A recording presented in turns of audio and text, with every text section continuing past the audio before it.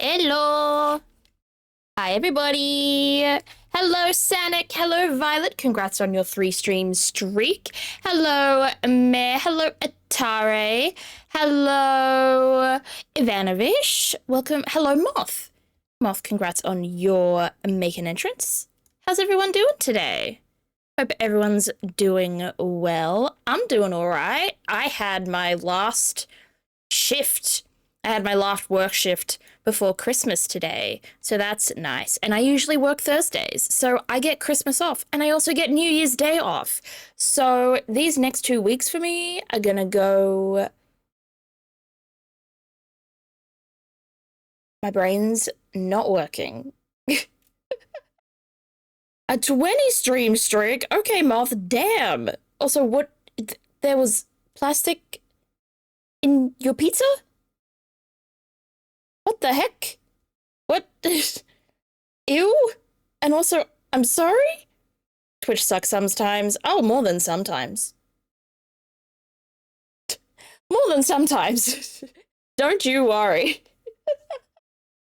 But yeah, I hope everyone's doing well. I hope everyone is enjoying the current holiday season. Not the microplastics, exactly. Exactly, G Charizard. And Ivanovish also on a 20 stream streak. Let's go. Nice job.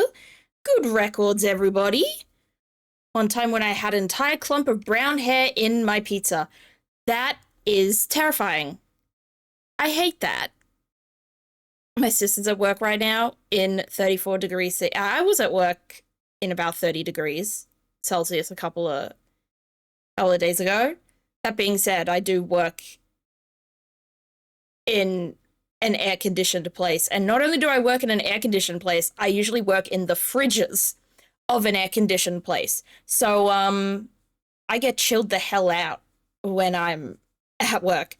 However, I do need to wear, like, full long pants is part of the uniform at work. And, ugh. So I will leave work and I'll be like, oh, I'm in hell now. Yay. Is it a fast food place? No, it's a grocery store. Where would you need to go into fridges? At a grocery store.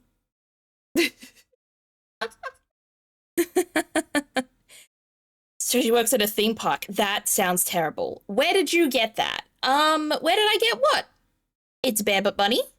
Welcome in, but I am unsure what you mean by that. That beautiful smile.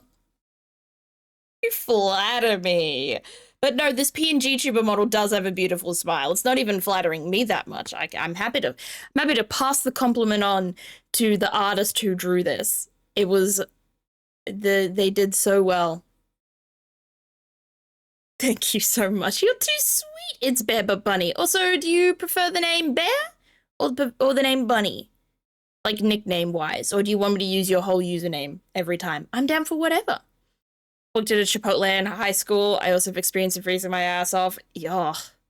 Yeah, I feel very lucky that I never had to do fast food at all. But I think grocery store it can still be quite stressful. What I do is not very stressful, but customer service jobs are the worst. Yeah. Yeah, they really are. I think it should be mandatory for every person in the world to have to do at least a year of customer service. Just so that they all know what it's like. I have the best retail job. I know! You're lucky as hell. I am happy for you, but also I'm envious because I think I would love to do something like that. But I'm happy enough where I am.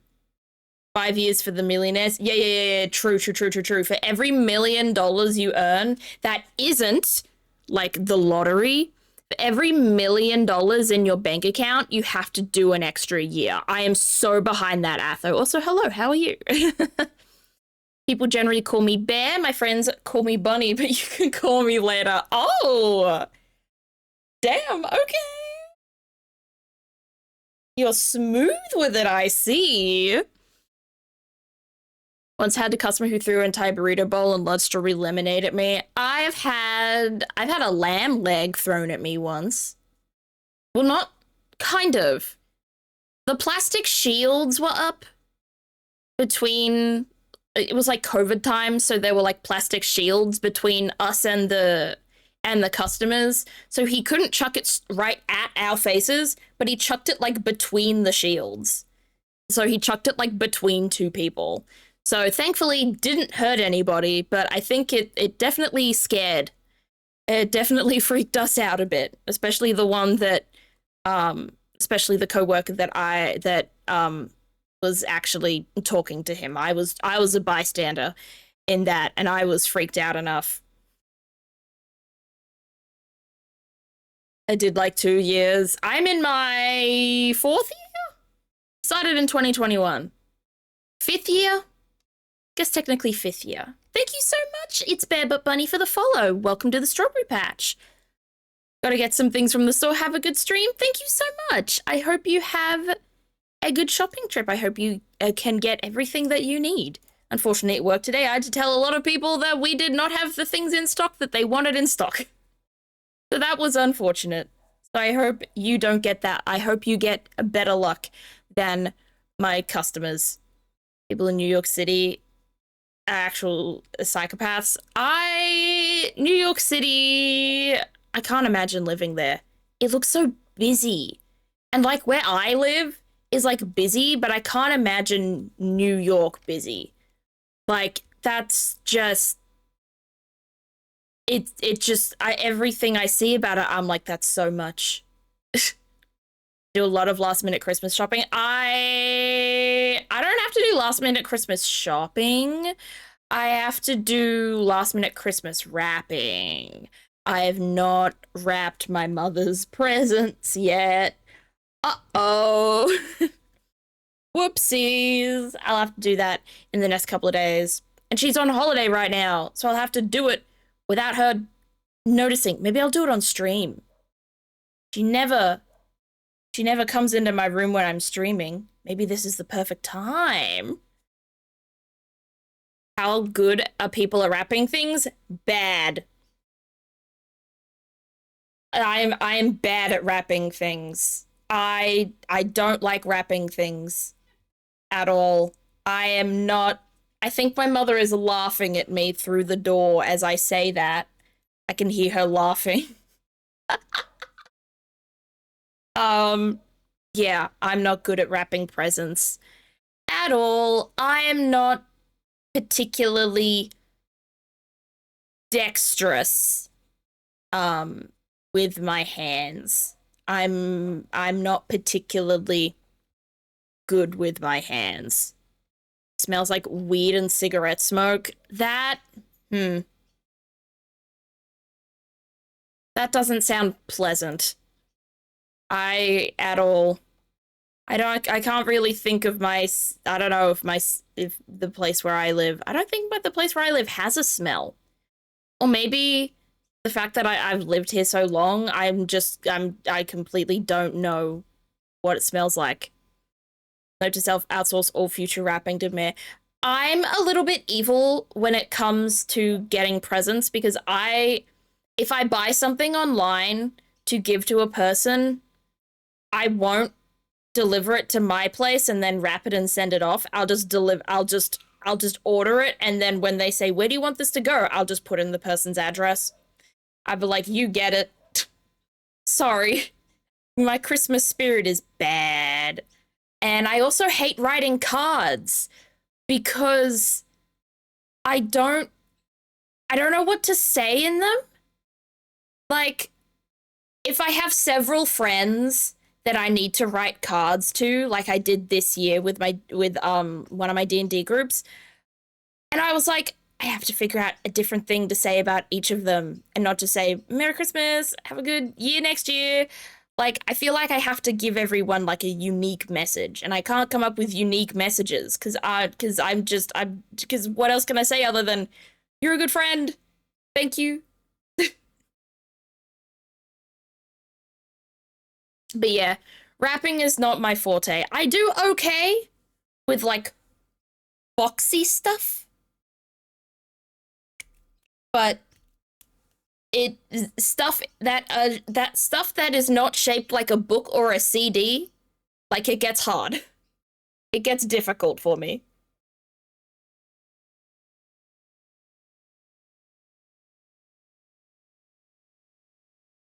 Sorry, just taking a sip of my drink. Funnily enough, writing cards comes relatively easy. It's just actually physically handwriting can end up a little painful because hand things. I feel like I need to write with, I feel like I need to handwrite more because I feel like I have no stamina with it anymore. I've lost so much stamina in like every single way. Given out a whole bunch of gifts to friends at work this month, instead of wrapping all of them individually and writing a card, I just gave them out as is with no extra packaging to it at all. That's good. See, another thing you can do is like put it in a bag and then just like sprinkle some like tissue paper on top. Make it seem like a surprise, but you don't actually have to wrap it. I don't do that, but I should. I might do it with my mum's present though, because my mum's present is not boxy. It's not boxy. It's round. And I don't know how, well, it's not round. It's not a sphere, it's a cylinder. And I'm like, I don't know how to wrap a cylinder. I don't know how to make this look good. So that's terrifying. That'll make me a nervous wreck to wrap. So like writing though, it hurts my hands. My handwriting is really inconsistent. Sometimes I'll work really hard at it, and then sometimes I'll just not care and I'll get scribbly.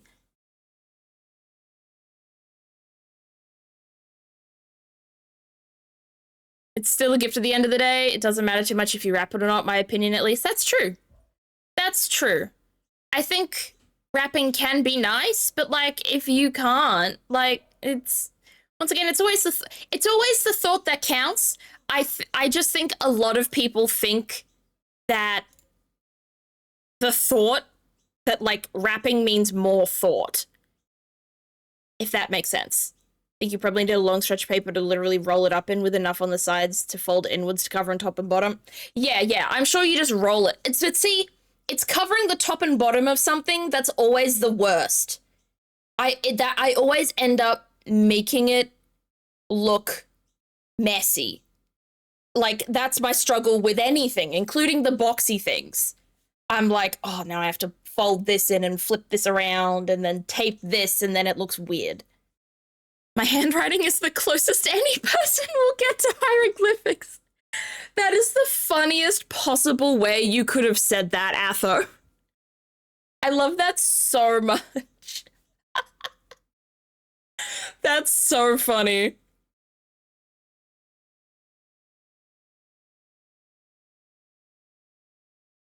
If I have to wrap something cylindrical, I just tape the top parts, then wrap around the long part. Okay. I'm getting different options here for how to wrap this present. Thank you all. I appreciate. Telling people to think I'm a lazy bum even more than usual. I'm fine with it. I don't know. I think it depends.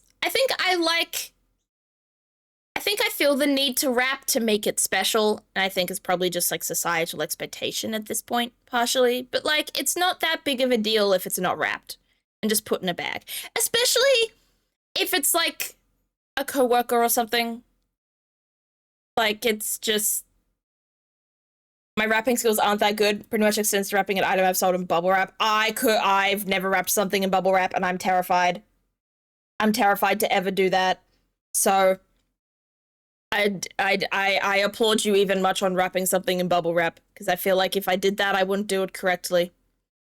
I had like handwriting drills in 5th grade because my handwriting was genuinely illegible. Oh no. I had really good handwriting as a kid, apparently. Like, I got my... I don't know if you have these in other countries, chat, or even in other states. I don't think it's just a me thing, but it might be just a me thing. Did you guys ever have a thing where, like, when you were a kid, I know exactly what you're gonna say. Guess. Guess. I'm gonna wait.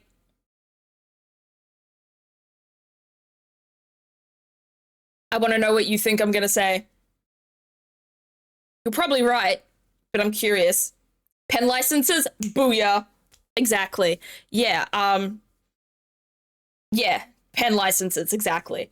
So in school, when you're a kid, at least in my school, um, for the first couple of years of your schooling, we were only allowed to use pencils to write, because obviously then you could use an eraser and stuff like that. It was pencil only. And pencils are probably just a lot less messier in general because it's not ink able to get everywhere. But then when you got to a certain grade in school, for me it was grade 3. In grade 3, um, your teachers would start to upgrade kids with good handwriting, and that for me they'd do it like week by week. For me it was years 4 or 5. For me, it happened to me in year 3, and then we had to do it again in year 4. So I think there was a little bit of miscommunication there between the grades, because we'd already upgraded in year 3, but then we had to do it again. It was odd. But yeah, every week the teacher would choose a couple of kids to be like, your handwriting is really great, so guess what? You get a pen license, and now we are going to let you write with pens now. And not to brag, but I was among that first batch of kids. There were 2 kids in the first week, and I was one of those kids. And my handwriting has pretty much not upgraded at all since then.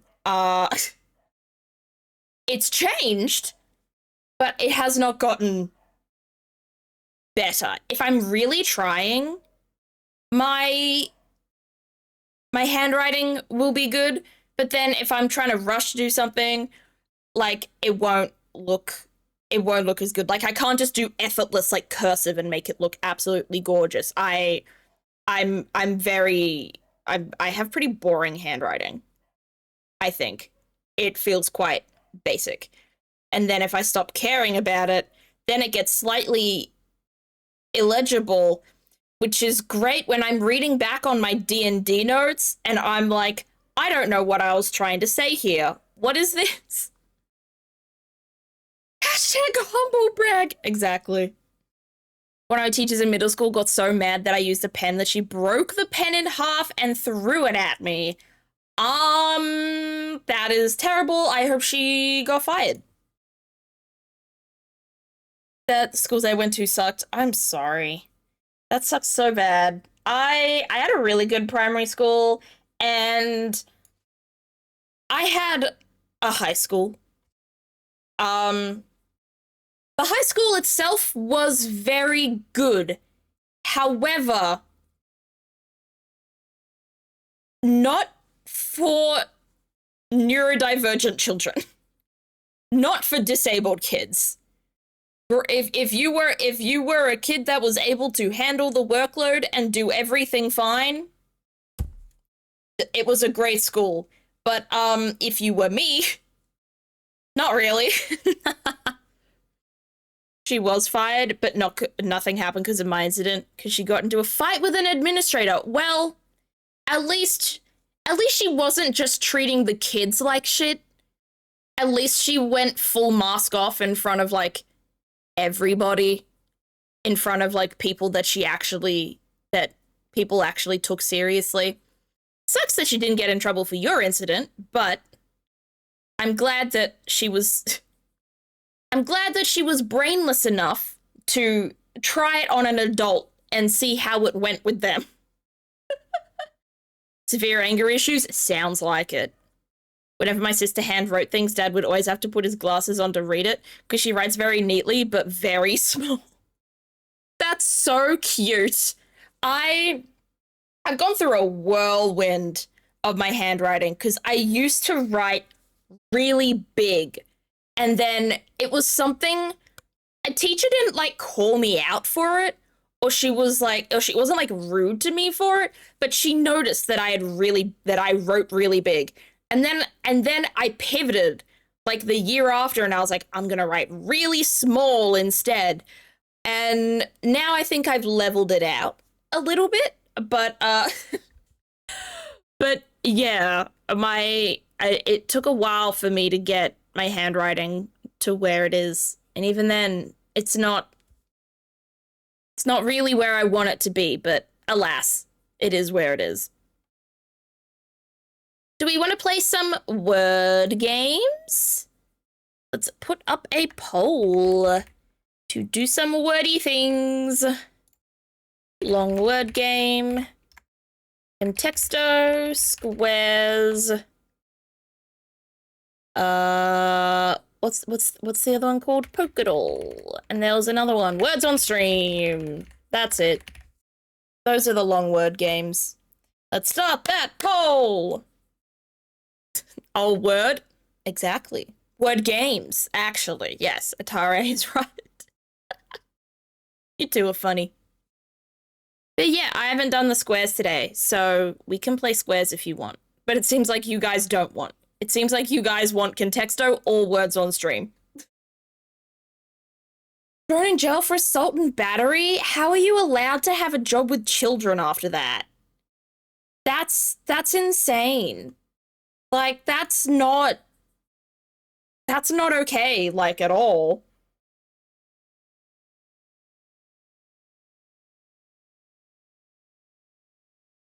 That's wild.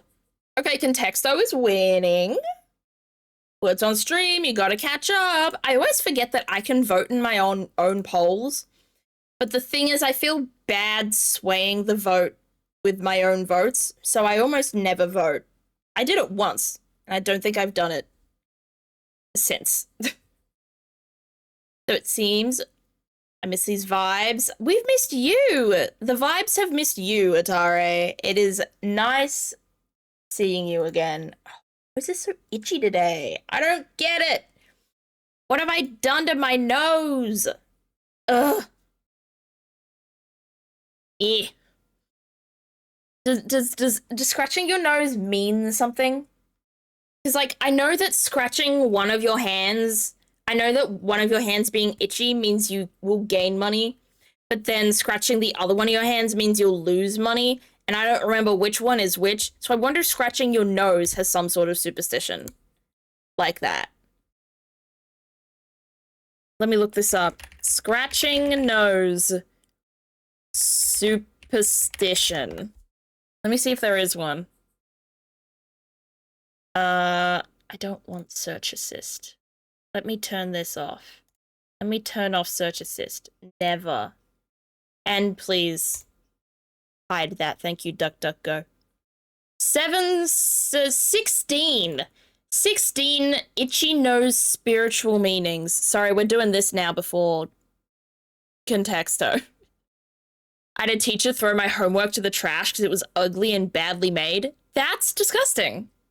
Why would you do that to a child? I had an art teacher once in 7th grade who, we were making pots. We were doing pottery and we were making pots. And she hated this girl's pot so much and thought it was so bad. She took a wire and she cut the top half of the pot off and told her to do it over. And it was like, what the fuck? You can't just do that. And then I had another teacher. She was my French teacher in 8th grade. And I didn't get in trouble. My best friend at the time got into trouble because she couldn't afford the textbook. So the teacher put her in detention every day.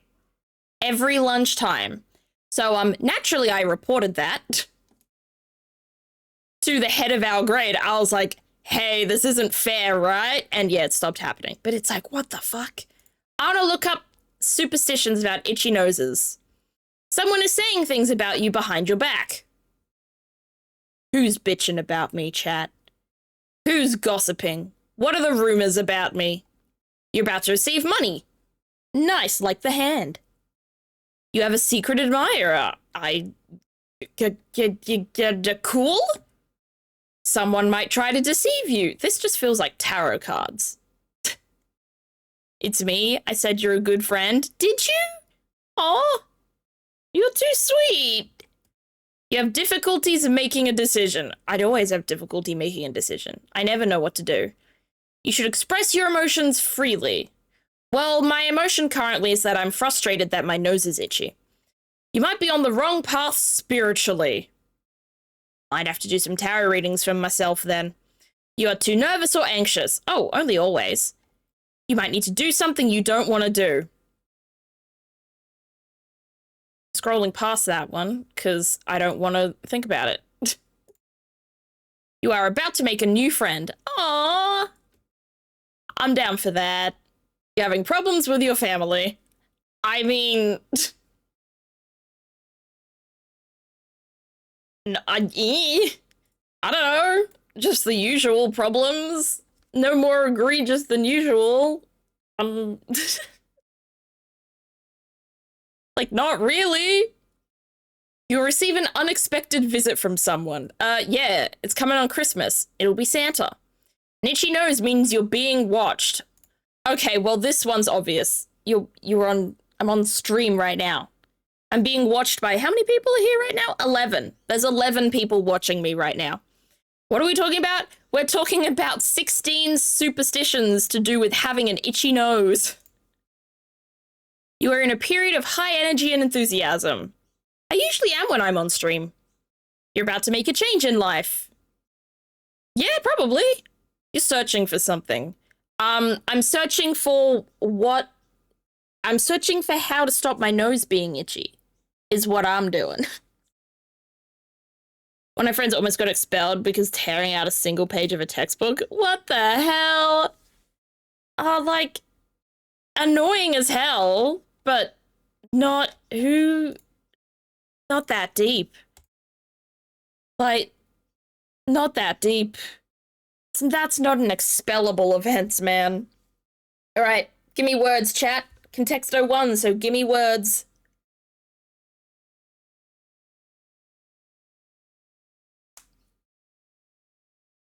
Sorry, I'm cracking my knuckles into the mic. I don't mean to. Autism. Great start. Bad start. 12. Okay. Interesting. Interesting start. 12. Let's just go through all the numbers. 7, 8, 9. I'm gonna stop at 10. Okay, so 4 is somehow the highest number. April. Yeah, that was a good guess. I saw where you were going with that. Pear. How about few? Few is not allowed. How about pear the fruit? Also not that. 4. So I guess it that's interesting. So it may come in a number of things. Maybe like a group, or a bunch, or a crowd, or a team, or a set, or a transistor. That one was left field, I can't lie. All right, 4. I feel like 4 is so vague that I feel like I just have to keep going with other things. Like shape, or weather, or emotion, or animal, or food, or person, or place. Place.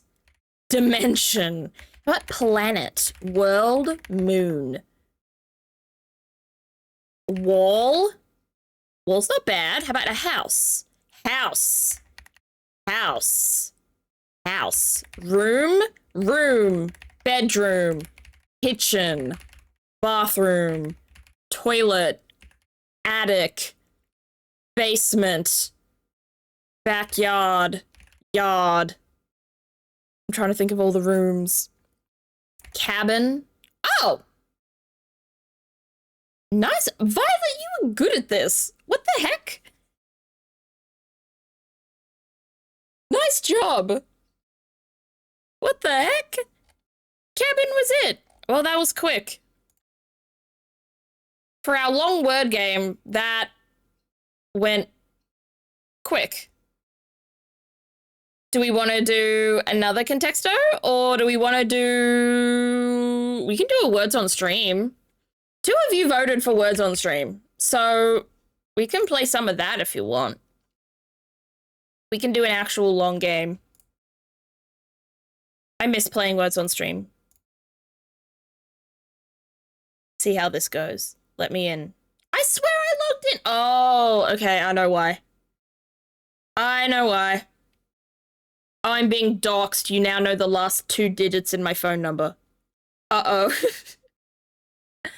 Uh-oh. Nah, it's been worse. There was some part where you... I think there was something where I was browsing Etsy on stream once and you saw, like, the last, like, 3 or 4 numbers of my card. Of, like, my debit card. I know your whole fucking phone number. Funny that! I know yours! Funny how that works. Alright, let's play some words on stream today. Let's see how far we go. Our record is level 24, which honestly, I don't know if we're ever gonna beat that, but we might. We might. I forgot how to type start. The Aussie standoff. Wait, what do you mean Aussie? Who am I standing off with? Because if you mean mayor, that is a lot of words. If you mean mayor is Canadian. Oh, I need to put the filter on. I need to put the filter on. There we go. Ghost mode. There we go. We're in ghost mode now. Let's see. There's one.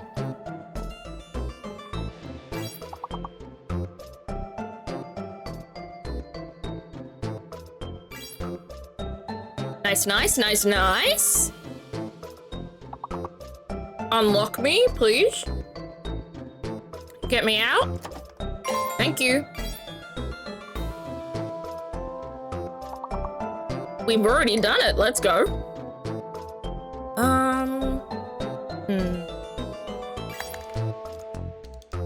This is so many words for a level 1. It feels like so much.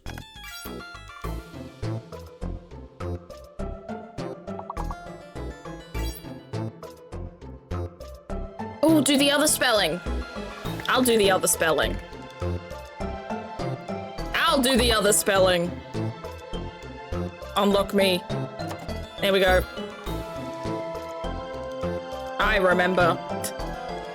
I remember there's 2 spellings of it. Oh, let me... Nice.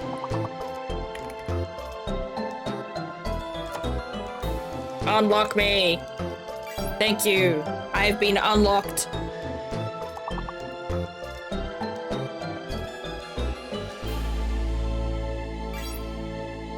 Nice job, everyone. That's a good chunk of words right there. I wish they told us what words we missed. I think that's my one problem with this game, is that they never tell us what words we've missed. I want to know what we couldn't think of and kick ourselves over it.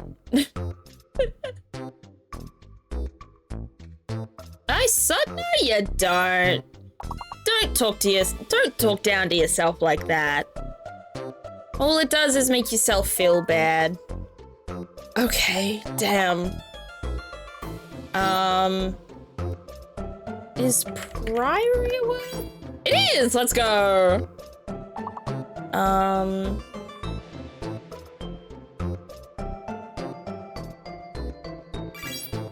Oh my goodness, high five, Mayor. Let's go. Let's see.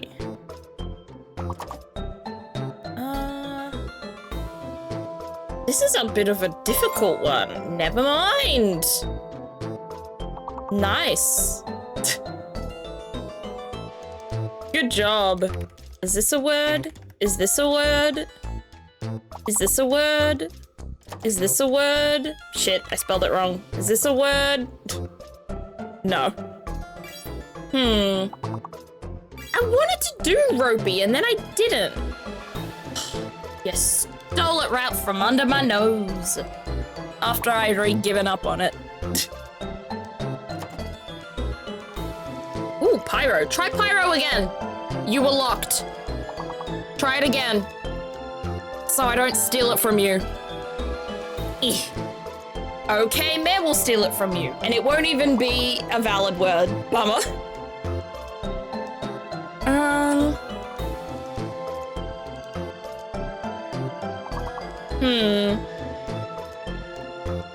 I don't know. Okay, that's a word. I don't know what it means, but that's a word. No one did typo. Chat restricted my message. Oh, yeah.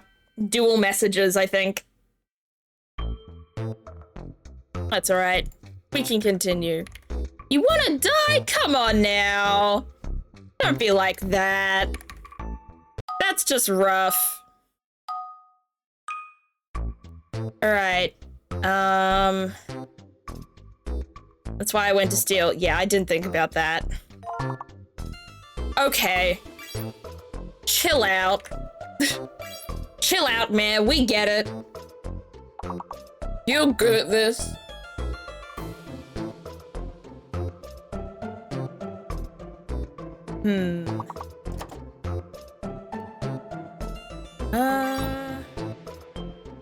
Ooh, G Charizard in with the steal. Nice. Is Nift a word? It is not. I keep wanting to do things, but they have E's in them, and there's no E. Nice. I'm not getting it today. Oh. There's that. There's one. Hey, we're at 69. Let's not get any more words. I'm kidding.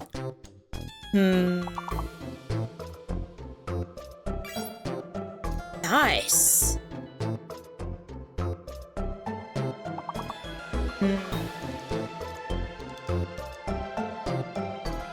Is... Yeah! Let's go! One more. It's 4 letters and it has to start with the T. Could it be? There we go. Nice job, Mayor. Oh my goodness, 144 already? Can you calm down? Don't. I want to hit a record. Don't calm down. Okay, remember we have a fake letter. It is not L-O-V-E or R.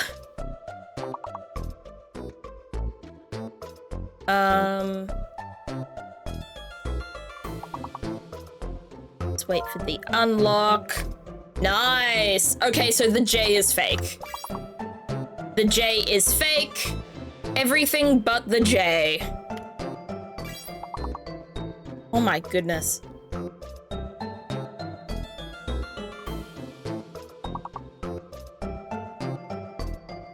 You guys are too good at this.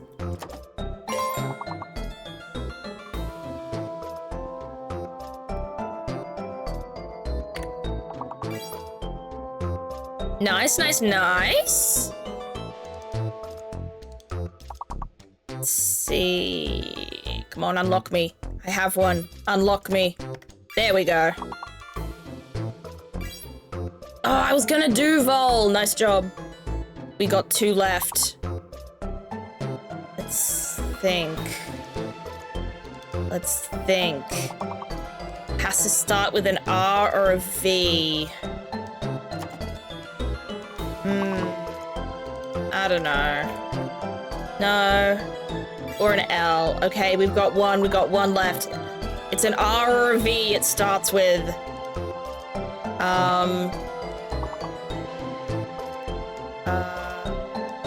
Oh! There it is. There it is! Ooh, we got 5 levels! Up another 5 levels, we're at 16. Oh, we're getting to the rough ones now, aren't we? We're gonna have to find the hidden letter and the fake letter. And they have to be 5 letters long. Oh no, we should not have finished that. I'm gonna try something. Okay, so the hidden letter is O.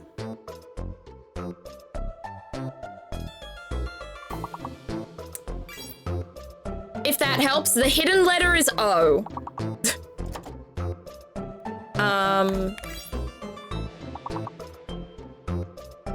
Thank goodness there's an S in this, and the S is valid, because I can just pluralize everything. Thank goodness.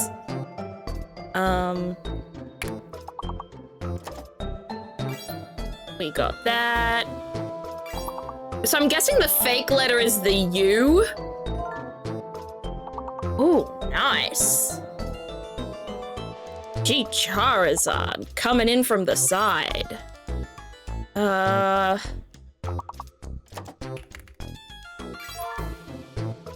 my goodness. Mare.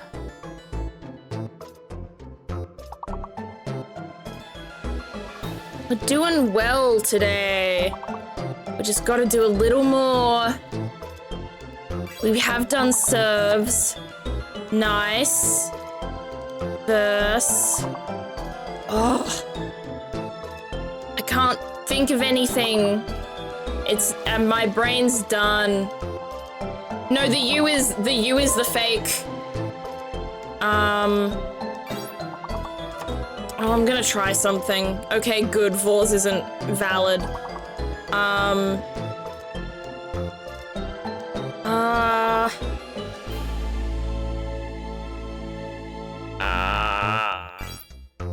I haven't got it. Nice. We were 1 word off. Bummer. Oh well, that was good. We did really well. Oh my goodness. Mare. 238? Oh, leave some for the rest of us, except don't, because I'm not good enough. Alright, that's our words on stream attempt for the day. Nice job, everyone. Let's play some Prosecutor's Gambit now, instead. Mare cracked as usual. Oh yeah. Mare cracked out of their brain. Oh, I need to open a different tab on that so I don't keep hearing that music as I play Ace Attorney. I suck at everything. Violet, you gotta stop being so mean to yourself. You don't suck at everything. You aren't terrible.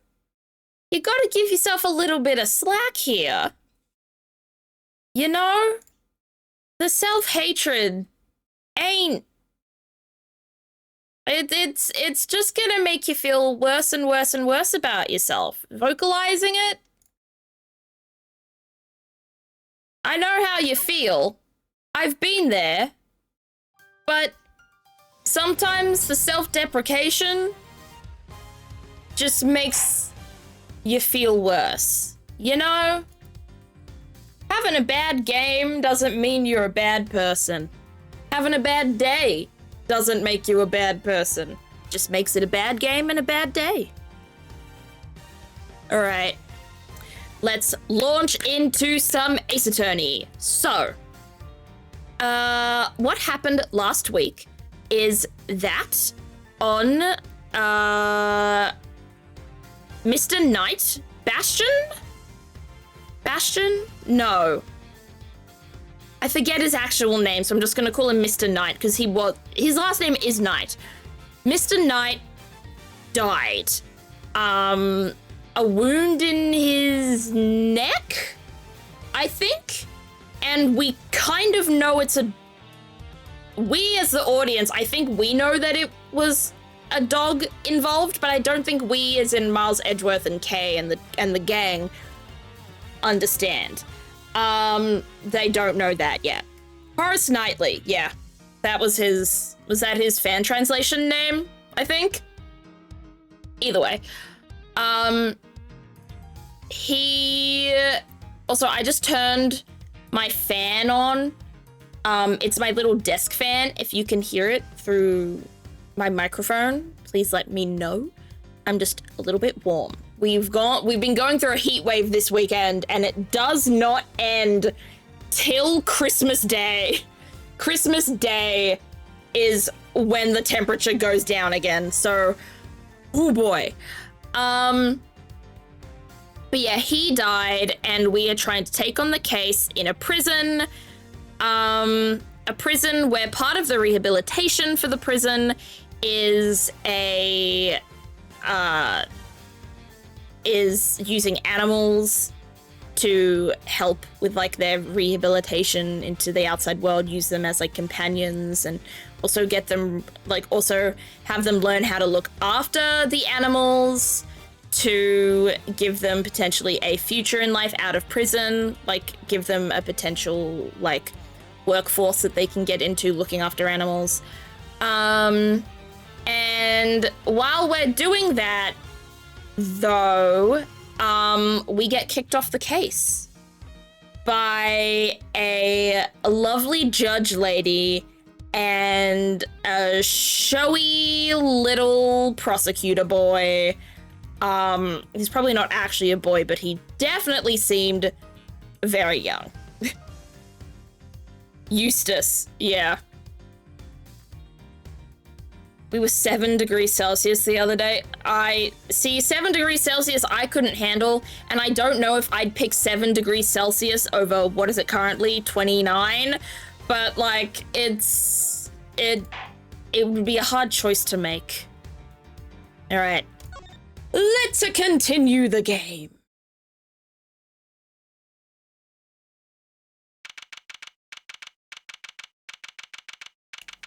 Oh, we're in our office. We get to see our things again.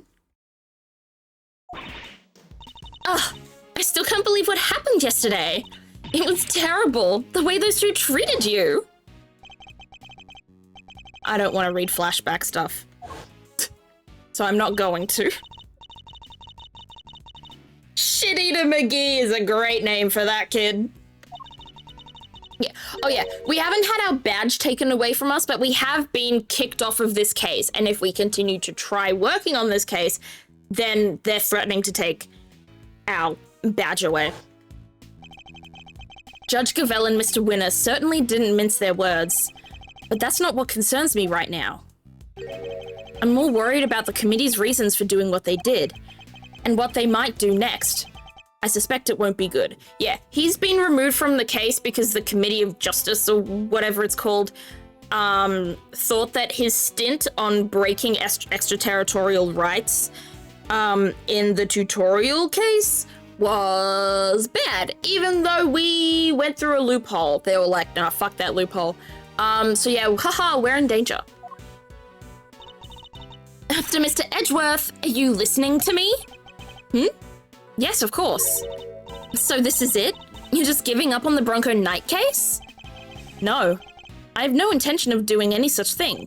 To walk away from the case would be to tacitly accept the committee's decision. Ooh, I like the word tacitly. Need to write that down.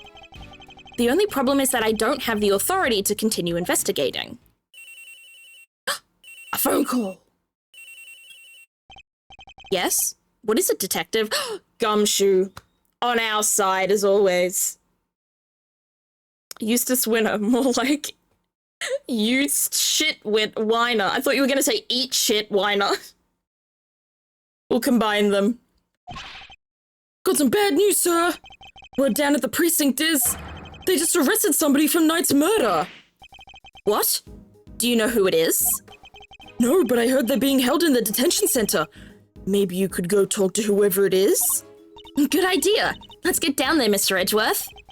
Even without the authority to investigate, surely I can still pay a suspect an innocent visit. Oh man, you're towing the line. I'm a Violet. Violet, you're not a moron. Oh my goodness. This talking down to yourself, it's not flying. All right, we're on our way.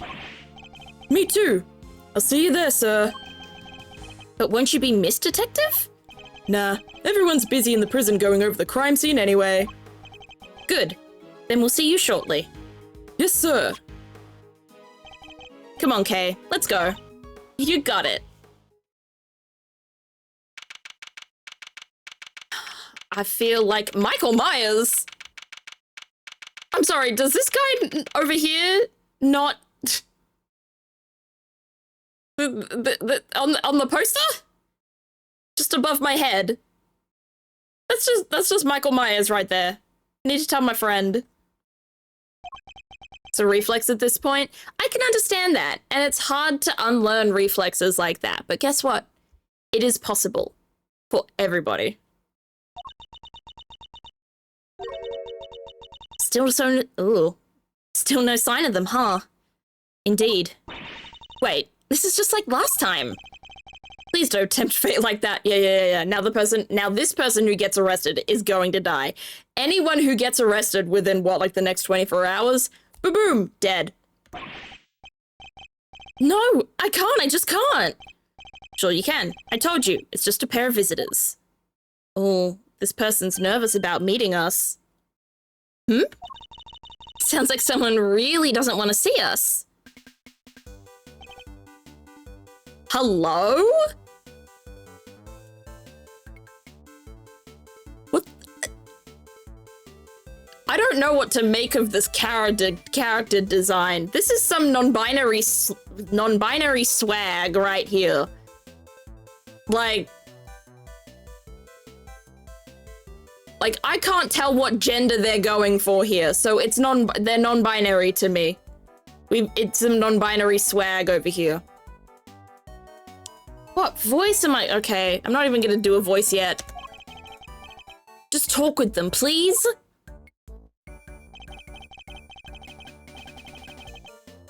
I can't think of a... One of them's a prosecutor, right? Aren't they all super scary? All they do is stare at you, right into your soul. I feel like I've done this voice a few times for different people, but alas, I've only got such a range. It's not a great one. Ah, you must be the suspect in the... Yee! See, I told you! Okay, why is this man so flustered? Probably because you're being you. But I guess that's just how you are. Thanks for clearing up absolutely nothing. Edgeworth, shove him in a locker? No! High-pitched version of Max Galactica. I feel like the voice I'm giving him right now is a little Max Galactica. I don't remember my Max Galactica voice, though. That was years ago. Like, legitimately years. Like, 3 or 4 years ago. I started playing these games in 2021. Hey, Mr. Suspect. You doing okay in there? We just want to have a little chat with you. No biggie, right? Max Galactica was also mega queer-coded. Yes. Max Galactica was mega queer-coded, but they made him be in love with a teenage girl, which makes it one of the worst cases in the series. Who are you? I'm Kay Faraday, Edgeworth's trusty sidekick. It's just a part-time gig I'm doing while I take a break from my real job, though. Funny, I don't recall ever employing you. Yeah, Kay comes up to him one day and she's like, so where's my payment? And he's like, what? And she's like, I'm supposed to get paid, right? And he's like, huh? And that's Mr. Edgeworth. He is a prosecutor, but he's not gonna stare a hole into your soul or anything. Oh, please. Really? Really? Really? How many reallys are we gonna get over here?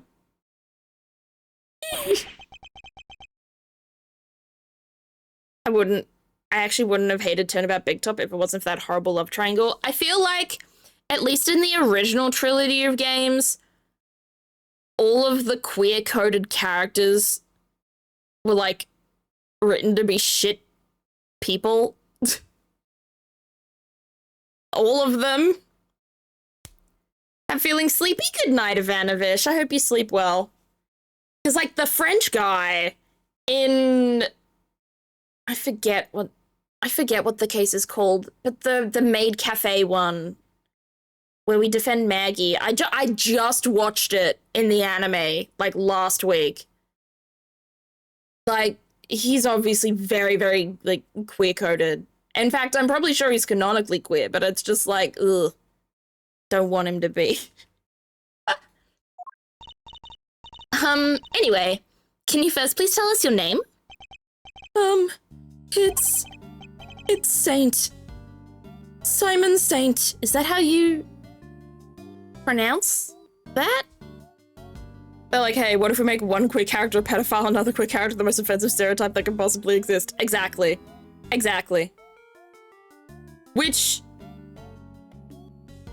Simeon? Is that actually pronounced Simeon? You know what, I'm looking this up. Not that I don't trust you. But there's no way it's not Simon.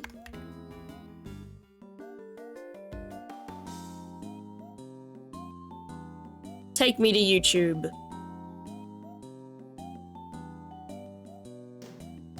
Simeon. Wow. It is. We are looking at how to pronounce this name, which was the name of... You're not dumb, Violet. The book of Genesis and the Hebrew Bible was the second son of Jacob and Leah. How do you go about pronouncing this name? Simeon. Simeon. Simeon. Forward once you know. Simeon, the son. Okay, it is Simeon. I was actually right about something you were. Nice job. It's Saint. Simeon Saint. Well, nice to meet you, Simeon. You can call me Kay. Everyone else does. Prosecutor Miles Edgeworth. I would like to ask you a few questions, if I may. He's so cute. This sad little guy. I mean, I would also be a sad little guy if I was arrested under suspicion of murder. Please, Simeon. I'm trying to help you, I promise. Really? Thanks to Kay, it sounds like we might finally get some answers at least. You know what I think's wild?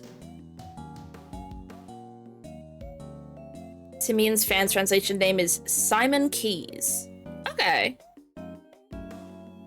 I was gonna say something, but I've forgotten it.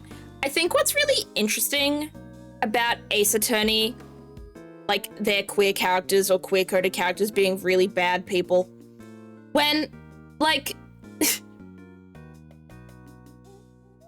in the game itself, like, we're already shipping so many of them and headcanoning so many of them as queer anyway. And they're like, let's make the canon options really bad people, but let's make the two good options non-canon.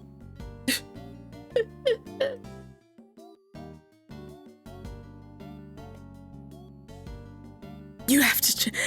I love how all of you. I love when the ads come on and all of you tell me what ads you get.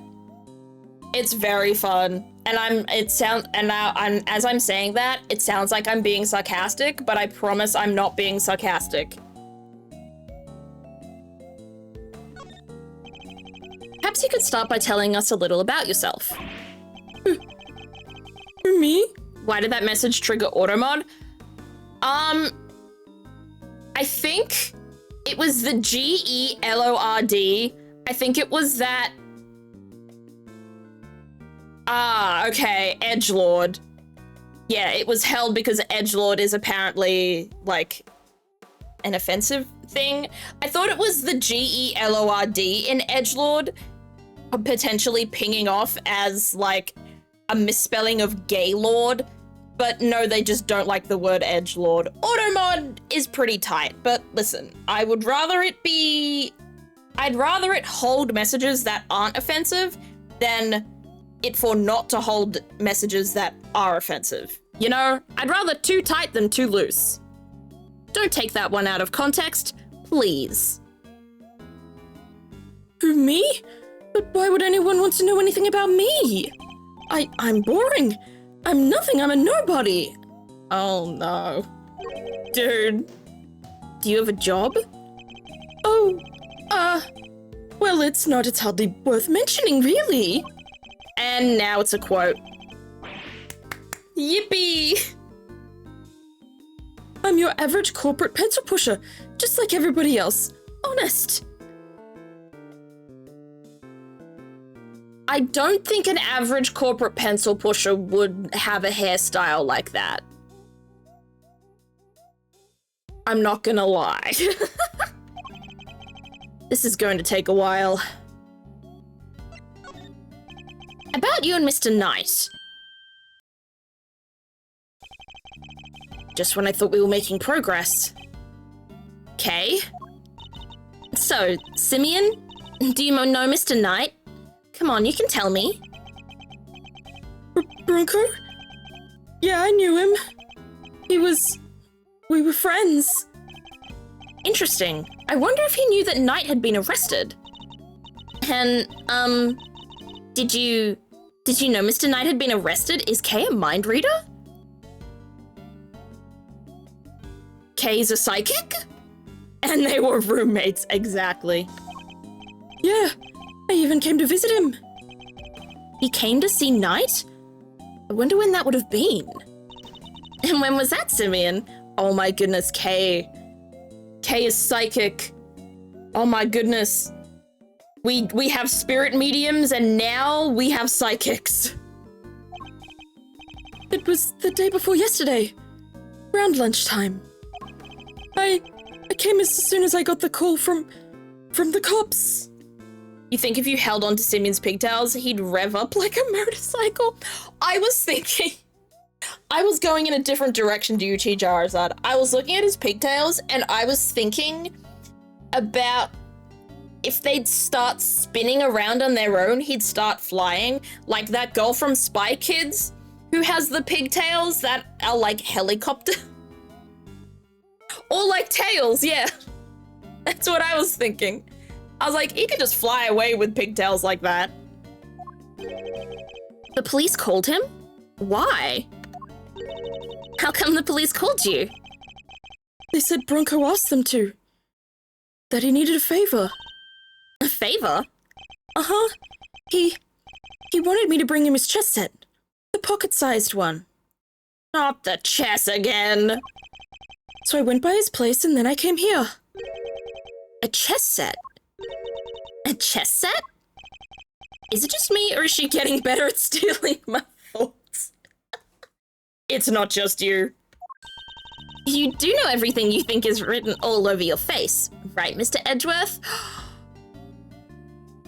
Oh, that gives me fanfic ideas.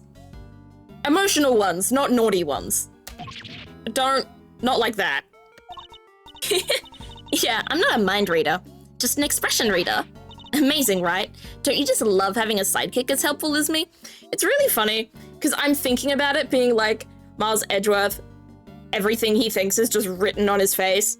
But because Phoenix Wright is Phoenix Wright, he can't read it at all. It's one of those really like basic poems. It's like, I was a book. I was an open book, but he was illiterate, you know, something like that. I was an open book, but he was Jared, 19. Didn't know how to read. Love that vine.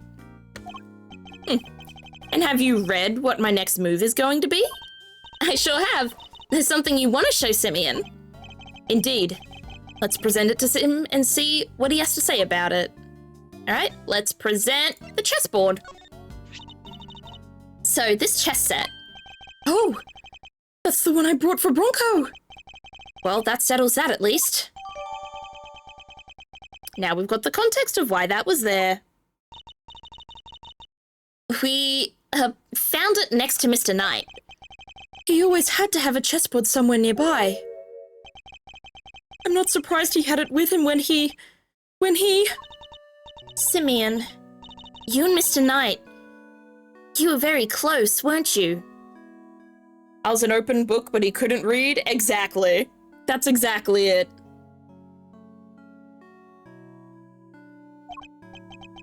Yeah, we were best friends.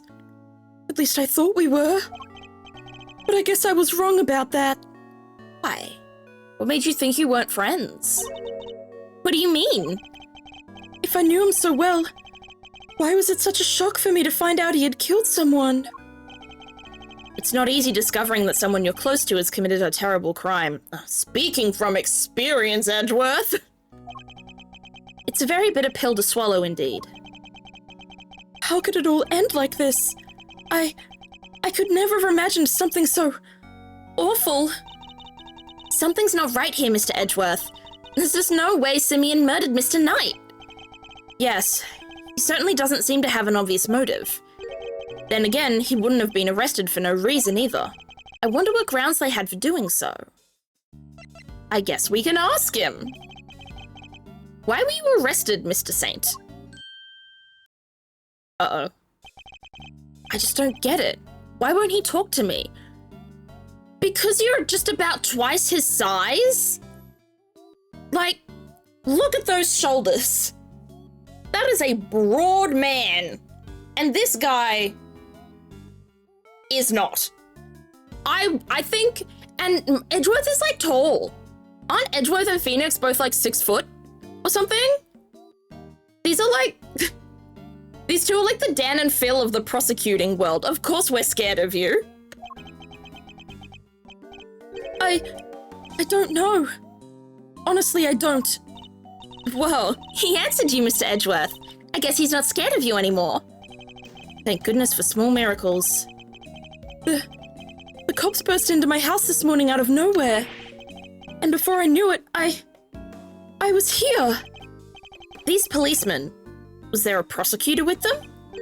Yes. Some kid named DeWinner or something? The rookie. I thought as much. So, did they interrogate you yet?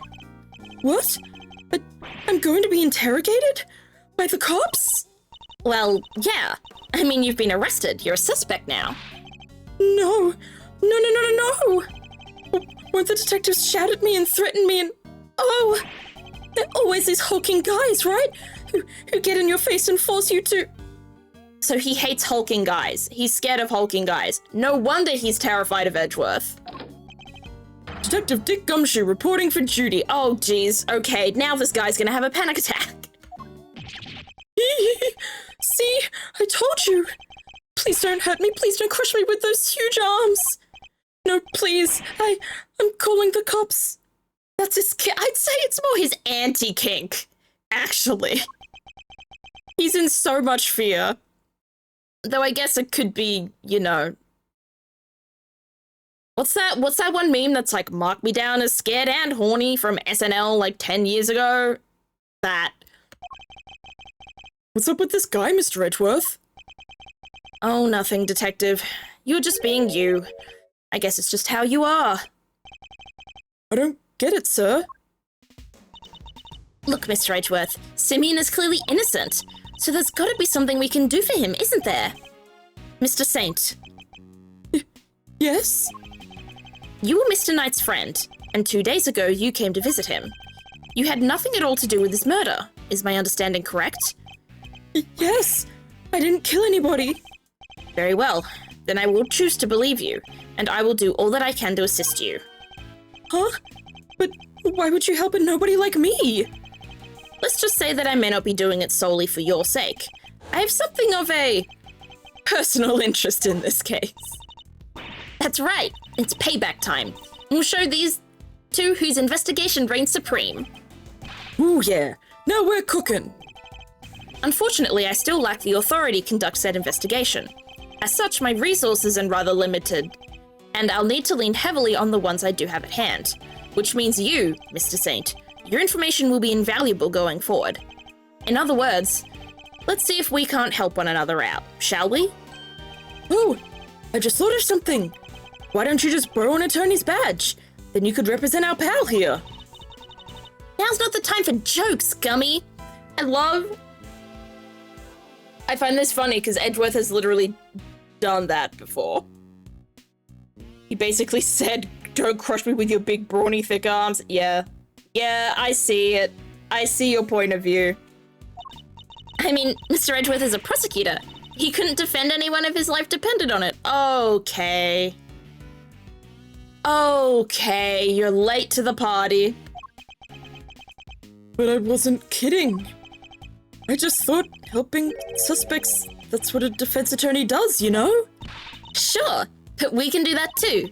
The only thing that matters is that we find the real culprit in the end. So come on, let's get to work. Yes, ma'am. What a dream team. I'm sure you know already, but just to be clear, if our investigation ultimately proves you to be the culprit, we'll have no choice but to treat you like any other suspect. But you needn't worry. I believe you. Or at least I have decided to try. For now, okay, Edgeworth, you don't have to keep rolling it back. Just hold tight and try to believe in us in return. If nothing else, it might help you to feel a little less alone. Now, if you'll excuse me. Off we go. So now what do we do?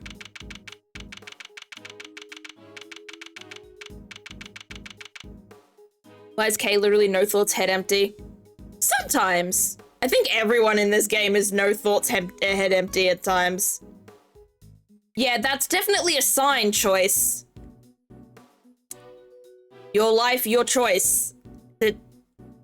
Basic as hell.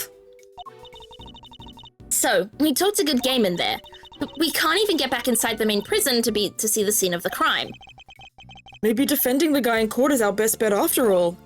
Gummy! Can't defend for his life, remember?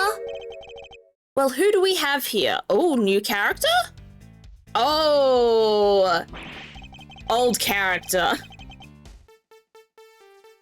It is ominous too, because it's so vague. If it isn't Edgeworth and the gang, what are you cats doing here? Listen, pal, if you've come to harass Mr. Edgeworth again, I'll... Hey! Easy there, Detective Flatfoot Sholmes. I'm here to work. Work? What, you here to defend somebody? Whoa, the K-Meister nails it in one. Aren't you just the uber intelligente of the bunch? Uber intelligente? That's not how you use either of those words. Some may say I'm an easygoing old rogue about town, but I'm actually not a half-bad attorney, which is why I've been summoned to the old Jailer Rooney for a meeting with a new client. The suspect is one Simone Sainsbury. That's not how you say that either. You mean Simeon Saint? Wow, that's freaky. You know more about my job than I do. Wait, Mr. Edgeworth. Mr. Fender's a defense attorney. Are you thinking what I'm thinking? I fear I might be. In fact, it could be our only option. We're teaming up with the Fender? Not so long ago, I found myself embroiled in another case that wasn't mine. I managed to worm my way onto the crime scene by agreeing to be a certain someone's subordinate. True! Franziska! Not an experience I ever wanted to repeat, but I fear I may have little choice. Fender, before you say another word, I just gotta point out the fine print. Eddie Fender does not take on associates. Say it ain't so, I hear you protesting, but pompous prosecutors are a no-go. Especially those of the Von Karma variety. I should have known he wouldn't forgive me that easily. I understand why you wouldn't want to work with someone like me. What's more, I understand how you feel about all things von Karma. But please, believe me when I say I'm not the man I was back then. I'm no longer under my old mentor's spell. You better believe it, pal. Mr. Edgeworth's a changed man. Sure, he used to be the demon prosecutor. Whoa. Calm down, Gumshoe. But he's not like that anymore. I do have feelings, Detective. Gummy's right. Mr. Edgeworth's one of the good guys now. He's not just a prosecutor, he's a hero. He got me off the hook just last month. You don't say. Well, that escalated quickly. But he was. There's no other word for it. He was heroic. Great thiefly, even. Please, Fender. Don't you think there's something odd about the way the committee stopped in yesterday? There's more to this case than meets the eye. I'm certain of it. I can't just walk away from this. I can't. No, I don't think we're stealing this man's badge. I think that would be funny. I don't really want to beat him up, though. He's a bit of a dick, but I feel like he's got his reasons. I feel like there's a backstory here we haven't unlocked yet. He reminds me of Bad, and I don't just mean in the way that I voice him. Please, allow me to help you with this investigation. A bow and everything. Oh, he's desperate. Sheesh. A bow from the great Miles Edgeworth. Never thought I'd see the day, but here we are. So enlighten me, if you will. What made the leopard change his spots? Well, I suppose I would have to say the courtroom itself. I've experienced so many things and met so many people there within its four walls, including some old friends who showed me a better way to be. How could that not change a person? Oh! My heart! It's growing 3 sizes! Well, I'll be. The old Jew would never have bared his soul like that. That was beautiful. You might have even surprised you-know-who, and you know how much that takes. Tell you what, here's what we're going to do. We're going to start again with a clean slate. I wonder who you-know-who is. Like, I literally cannot guess who the heck he could be talking about here. So, this is me. Edgeworth & Co. law officers. Eddie Fender's senior partner. Edgeworth? That's right. Mr. Fender here began his legal career as an assistant to my late father, Gregory Edgeworth. Oh. Is that who I'd say, is that who you-know-who is? Like, the spirit of his dad or something? What? Your dad was a defense attorney? So, the you-know-who Mr. Fender keeps talking about is... Well, there we go. I got my answer real quick.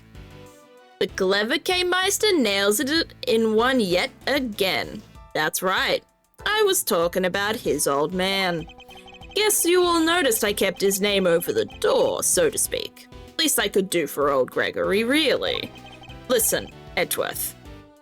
Miles. I'm going to level with you here. I don't trust you. Not fully, anyway. I can't just forget about all those years you spent licking Von Karma's boots, you know? Okay, I can understand why you'd blame... Actually, no. You know what? No. I don't understand why you were blaming him. Like... Edgeworth didn't just choose to go with Von Karma and live by his teachings. Like, he was what, 9? 10? That, he was groomed into this. He was raised into this by a monster of a man. That's not... Blaming Edgeworth for how he was raised is frustrating me. Anyone can say they've changed. I'm going to need you to prove it. And besides, you know it's what Gregory would have wanted. Very well, I accept. Okay, then that's enough hardball for one day. let's move on to the fun stuff. I hereby appoint you interim associate of Edgeworth & Co. Congrats, man. I will try not to let you down. Well, doesn't this bring a tear to the eye? The prodigal son. Prodigal? Prodigal. I never know how to pronounce that word. Coming on board at his late father's firm. Permission to come on board too. Please, Mr. Fender. You don't even have to ask, kiddo. Welcome to the crew. Woohoo! Thanks, Captain. All right, I guess it's time to get to work. So, where to begin? Any bright ideas, Miles? Where were we when we were so rudely interrupted? Guess it's safe to say that probably wasn't the victim. Indeed, it sounds more likely to have been the person who found his body. Yes, we heard about someone hearing a scream, but we don't know who screamed, is what we're at right now, I think. I believe we need to speak with the person who found the body. Just what I was thinking, eager associate. We do indeed. Still the time to smile and nod, I see. That will certainly make my life easier. Boss. Ooh, not the quote end quote. Now that that's decided, let's get going. What about me? I'm a detective. I can't just hop on board as an attorney's assistant like you guys. He has a point. I can't leave him adrift all on his own now, can I? Detective Gumshoe, I have a special assignment for you. You are to continue investigating the case under Mr. Winner. And if you happen to discover anything that seems useful, you are to notify me immediately. You're in a uniquely powerful position, Detective, and I'm going to need all the info you can pass our way. Ooh, we got a Detective Snake Shoe over here coming in. You can count on me, sir. I'm a real pro when it comes to letting things slip to the defense. Trust me, I know. But just this once, those loose lips of yours might be what saves our ship. Bye, Gumshoe. Throw wide the prison gates, good sirs, 'cause here we come. There may be more familiar faces. Ooh. Well, there's a parrot over there. And that parrot already looks like a familiar face to me. Or familiar beak.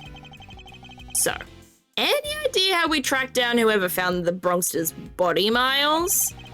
I think our best bet would be to simply ask around. Oh, don't you dare. Oh, who is this? Hello?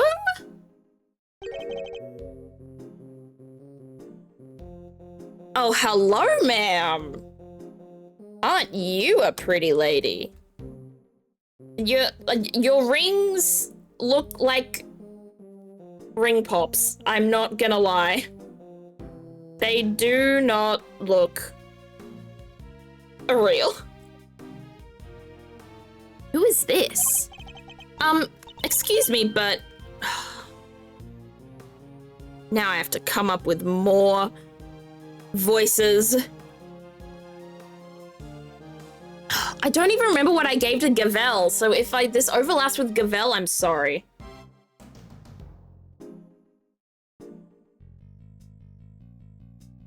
Oh my, just look at you. Are you talking to me? Who's the other MILF? I'm guessing Gavel. Also, hello, Eustace is my god and savior. What a username.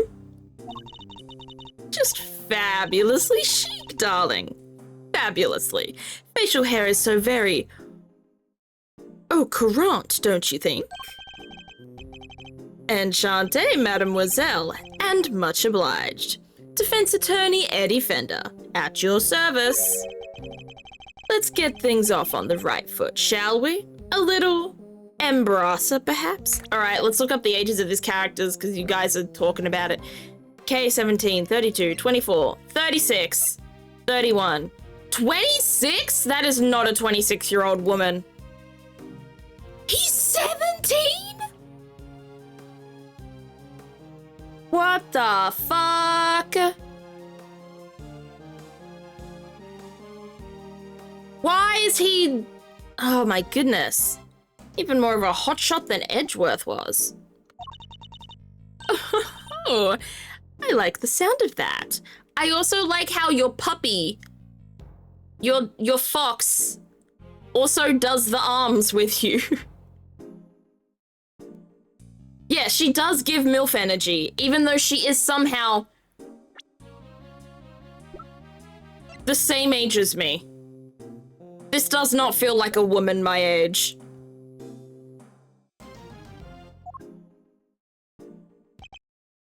Finally, the man gets his hug.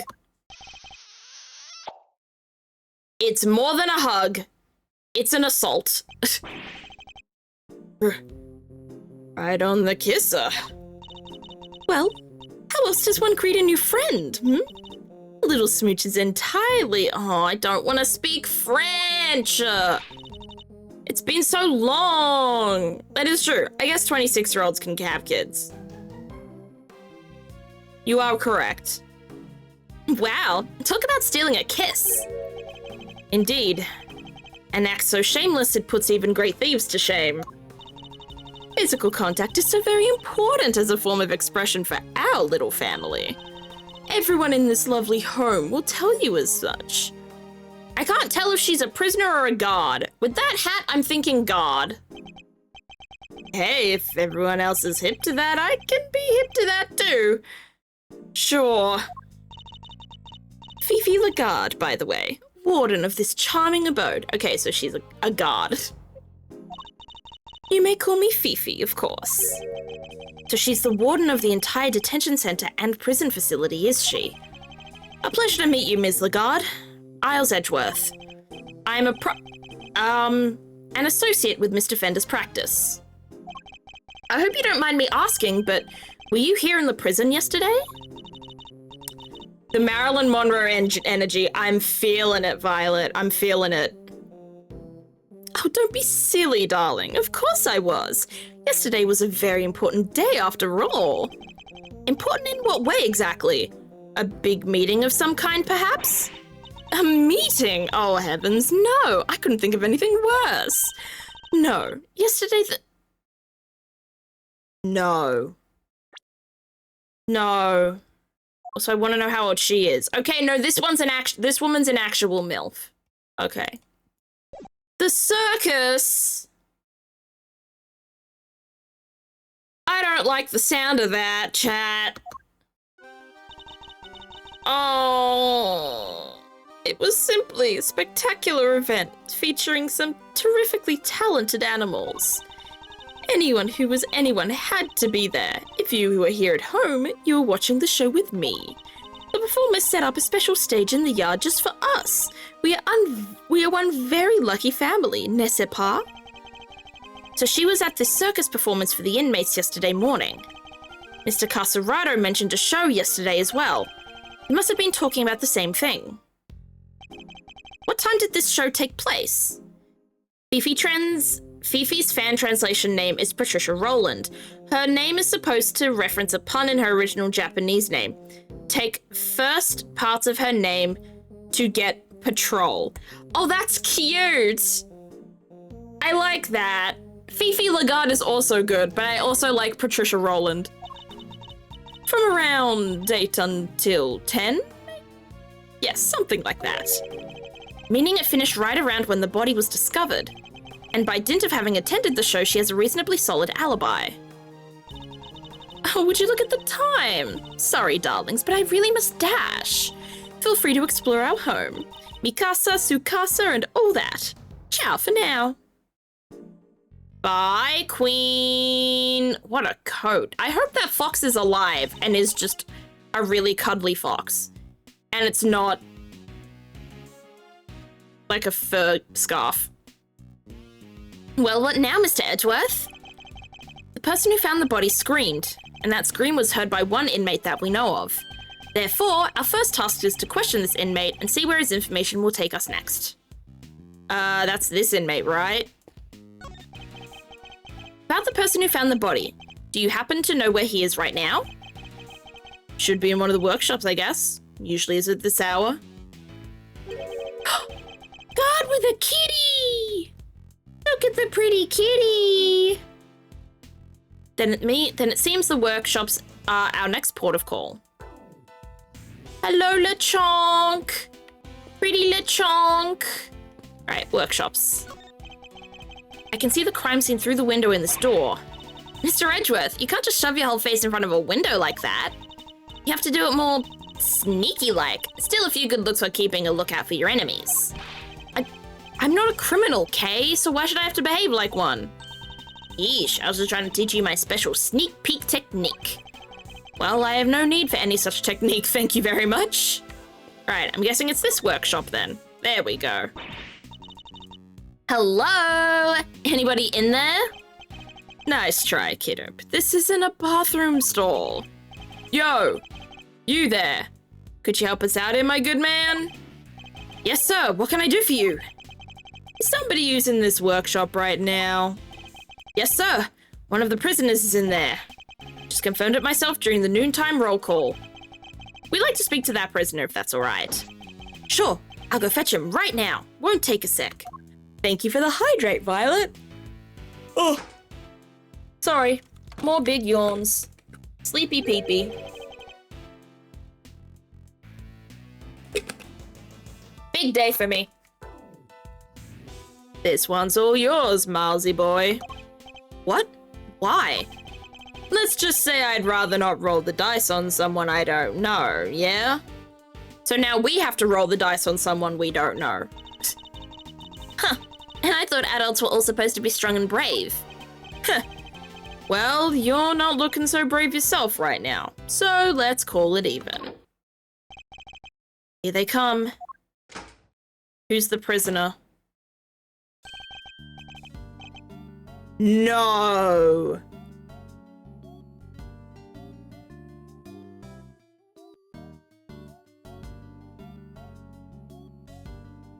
Oh... Okay.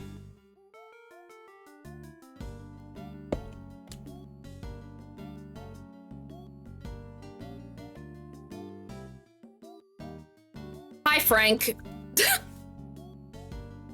Oh. Chat, this game was so long ago. Do I have to fucking go? I don't know what voice I gave this guy. Did I give this guy a voice? I'm legit, chat. I'm going to my VODs YouTube right now and I'm looking up my first VOD. I'm looking up the VOD right now.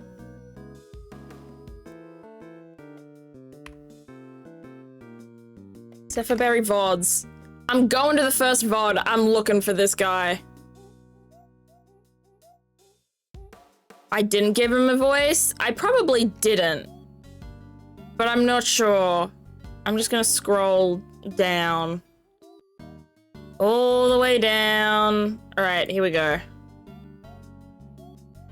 It's time to go back in time to my stream. Okay, let's see when I can talk to him. Let's see when I talked as him in the game. There he is. Oh, you're gonna hear my terrible microphone as well. Apartment wasn't working. I went to a nearby park and found a public phone. I remember the time exactly. It was 1 p.m. That doesn't sound like I gave him a voice. Doesn't sound like there's a voice there. Well, I get to be creative with it, I guess. I get to be creative. I don't know how to be creative. I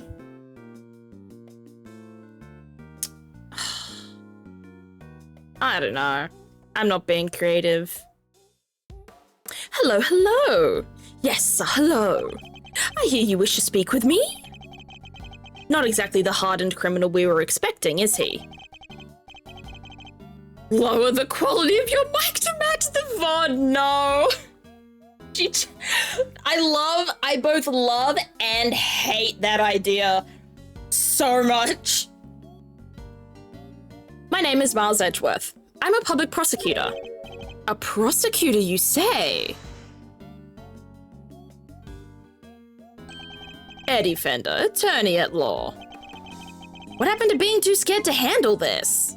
Why doesn't Eddie Fender have an objection voice? I don't get it.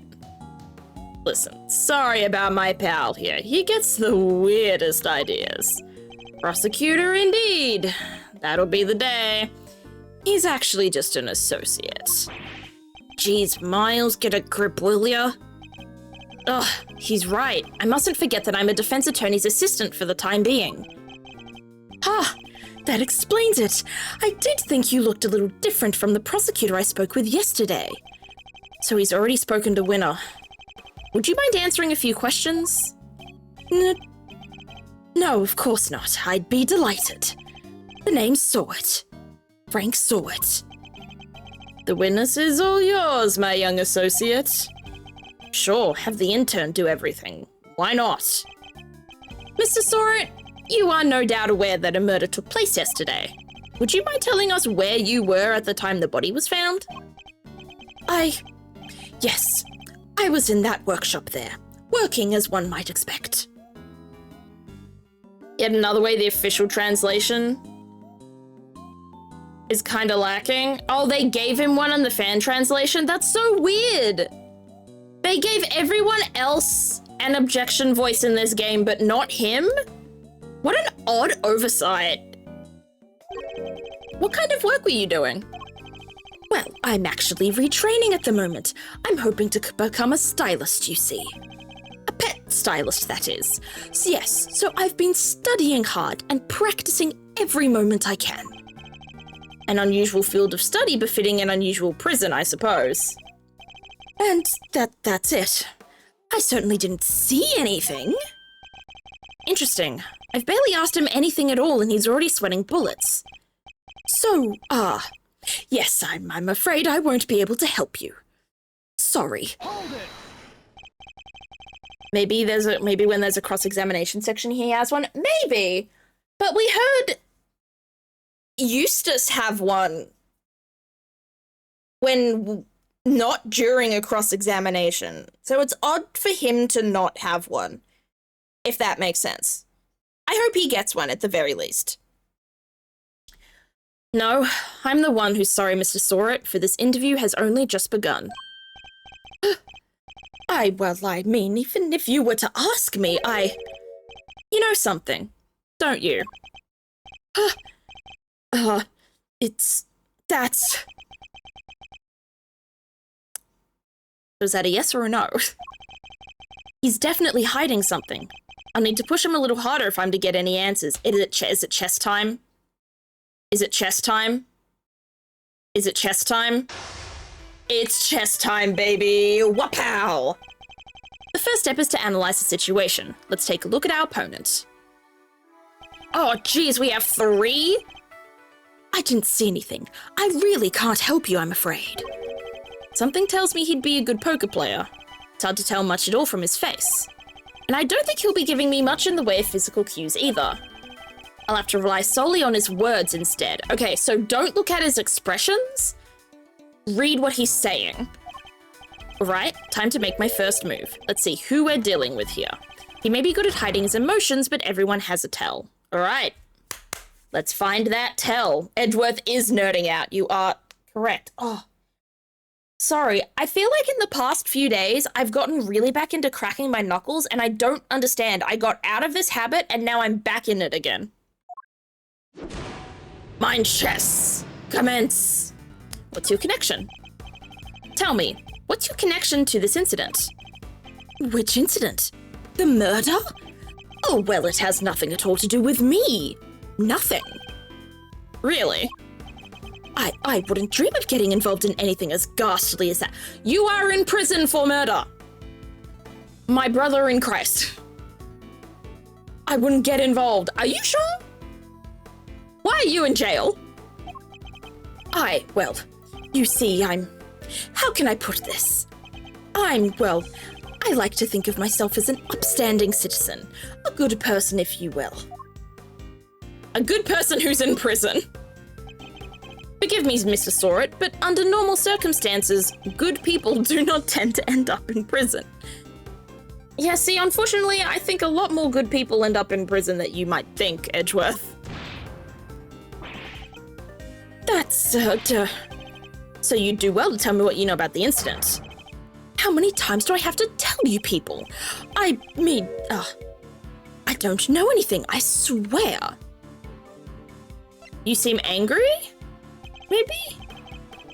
Surely you've noticed, Mr. Sorit, that I have you exactly where I want you. That's not anything. That wasn't at all the option that I picked. Considering only like 40% of prisoners are in jail for violent offenses, both that and the fact that like people like, first of all, children go to prison. In Australia, like the youngest age I think you can go to adult prison, I don't actually remember, but it's like really young. I think it's 14, and I think they're trying to raise the age on that. I don't remember what the specific age is. It's either 10 or 14. Either they're trying to raise the age to 14 or they're trying to raise the age from 14. I don't remember which one. And like, I don't think you can say that, I don't think you can call children good or bad. And also, no one is inherently bad. You are correct. No person is, there is no such thing as a person being inherently bad. It is their choices that make them bad. You are correct, Violet. I completely agree with you. Ugh, I should have picked my words more wisely. All right, let's try that again. I'd be good at hiding his emotions, but he also has a tell. I just need to watch for it and respond. All right, what's your connection? I think I was going in the right direction. So, how can I put this? I like to think of my upstanding citizen. I think this is still good. And then he gets angry at this, and I think this is where I bide my time. Because he gets angry here. So maybe I bide my time here. Sorry, I don't know what more to say, but I can't help you. My apologies, Mr. Sorit. But considering that the incident occurred right here in the prison, I find it very hard to believe that you know nothing at all. Oh, well, yes, I suppose I can see how it might seem unlikely. But it's true. If you're looking for the person who found the body, you'll have to look elsewhere. The person who found the body, you say? Why do you think I'm looking for the person who found the body? Here we go. I certainly never mentioned any such thing to you. Is it because you know something you're not telling me after all? There's one gone. Ah, no, I just sensed that's who you might be looking for, that's all. I'm simply a pet stylist in training. I don't know anything. Truly. There's no doubt about it now. This man is hiding something big. In which case, let's find out what he did yesterday, day of the incident. Alright, recharge. We go again. My opponent is very good at hiding his true feelings, but not for long. It's time to smash that mask of his and see what lurks behind that phony smile. Let's try again.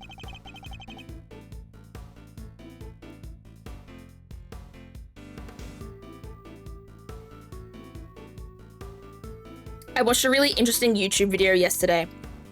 A few days ago, sorry. About the psychology of the incarceration system and how it's a self-fulfilling prophecy that it treats certain groups as criminals, which leads to said groups being more likely to become criminals. Yeah.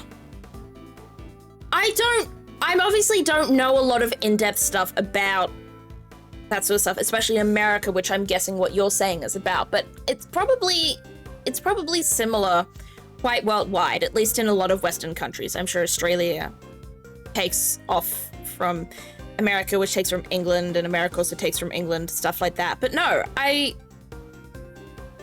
the thing is, a lot of, yeah, the US prison system is pretty infamously horrible. And like, I don't know much about the Australian prison system to say that it's, or the American prison system to say that they're both as bad as each other, but like, the Australian prison system, I guess my belief is that prison systems in general are inherently flawed. And I guess the thing is, it's a lot of people would just not turn to crime if they were treated better as people, like in society. Like, people wouldn't have to, like, a lot of people wouldn't have to steal or turn to illegal stuff if they could make enough money, you know, in other places. Like, a lot of people's crimes, a lot of criminals, it just comes from systemic problems that they fall into. So yeah, it's a horrible, muddy mess of things that needs to be completely reformed or abolished. I don't know enough about policy to say what should be gone for, but like, something needs to happen, you know? Also, hello Patty, how are you? Thank you so much for the hydrate. I will have some water now. Proactive rather than reactive, exactly, I agree. Maybe the thing is, maybe if governments treated us like people, and maybe if governments didn't do illegal things, then maybe its citizens would feel more inclined to also treat other people like people and not commit crime. Like, there's just a whole lot of there's so much nuance. Doing good, just tired? Fair enough. Fair enough. You had a big day, I assume? If you really don't have anything to do with the murder, then you have nothing to hide, right? Well, the day of the incident. Oh gosh, I mean, so much happened. What were you doing? I want to know what you were doing, Mr. Sawit, in detail. I told you, I'm a pet stylist in training, and that's what I was doing yesterday. Training. Specifically, I was giving the animals a trim. You didn't notice any commotion at the time of the incident? I would imagine things were suddenly quite tumultuous around here. Well, commotion? You say no, not really. Maybe I heard someone, but... Were they screaming? Were they laughing? Were they screaming? You heard someone? Was this someone screaming? By any chance? Yes, it's the racist in chief as president. Rapist in chief. Well... Racist was definitely... Like, racist also works. I read your comment wrong, but somehow I was also still right. Was this someone screaming by any chance? And don't try to tell me you don't remember. You continue to assert that you know nothing about the incident, Mr. Sword, but I'm afraid I don't believe a word of it. Here we go again. Just one of those days, you know? Did you get anything done? Did you get anything done today? No? Did you at least rest and relax today? Somehow also no? I feel that so hard. I get that so hard, Patty. When I get a day off, it's so hard for me to try and be productive on days off because a part of me is like, it's a day off, I should relax. And then another part of me is like, it's my day off, I should get something done. Sorry for making political, it's fine. You do not have to apologize. I don't like going into, like,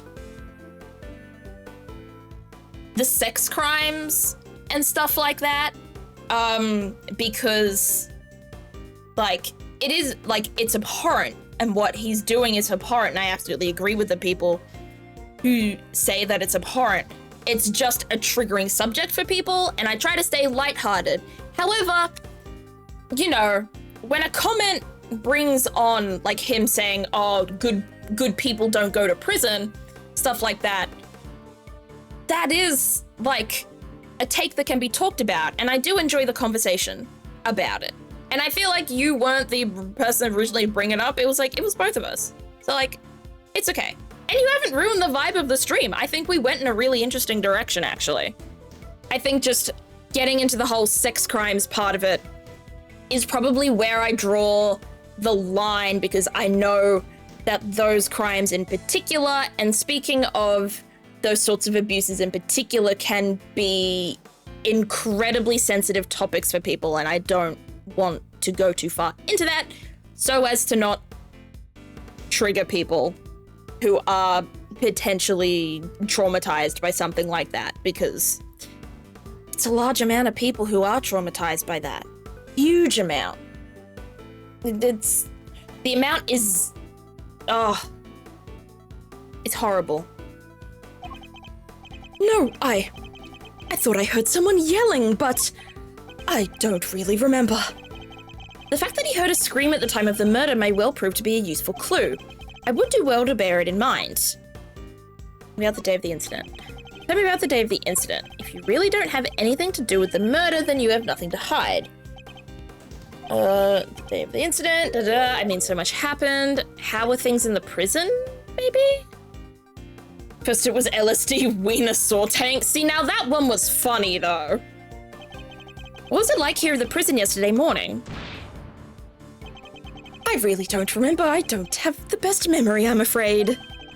Time to deploy my clue. Said you heard a scream. You don't remember? Please. You literally just confirmed that you heard a scream. Oh, but I might have been mistaken. The truth is, I really don't remember. Your memory fails you yet again? How convenient. But I know you're lying, Mr. Sawit. How dare you talk to me like... I mean, I'm not lying. Bide my time, I think. I think when he gets angry, we don't go in. When he gets angry, we don't go in for the kill. Look, if you must know, when I'm working with the animals and I get into the zone, they're all I see. Am I to understand you have something of a talent for animal grooming, then? Well, my scissor technique could use a little work, but I'd say I'm quite good with the animals. They seem to like me. I'm especially good at calming them down when they get scared. Scared? And when exactly do they get scared? Surely it doesn't happen very often. Well, that's... No, thankfully it doesn't. A scream would certainly frighten them. I think that's a good one to go for. A loud scream would certainly frighten the animals, wouldn't it? Why are you going to such lengths to deny having heard the scream? What is it that you're hiding, Mr. Sawit? Tell me. There we go, it's broken. The colon acid story. That might be too graphic. Yeah, that sounds...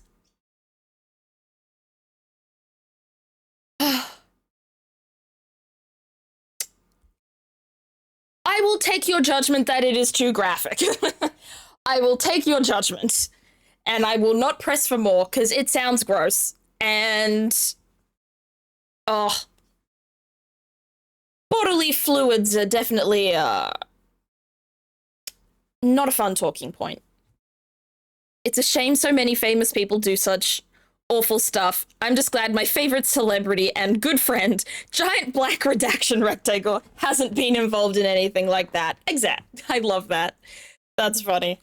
I get annoyed when someone, it happens very much in internet spaces, in like YouTube content creator spaces particularly. Someone will get outed as being a bad person, and then the comments will be like, oh, such and such could never do that, or this is why I trust such and such is still trustworthy. And it's like, I get it, but not the time or place. Like, if something happened, and even like all of like the groomer jokes and stuff like that about certain things, it's like, making fun of them for doing that. I just, the internet loves to turn everything into a joke.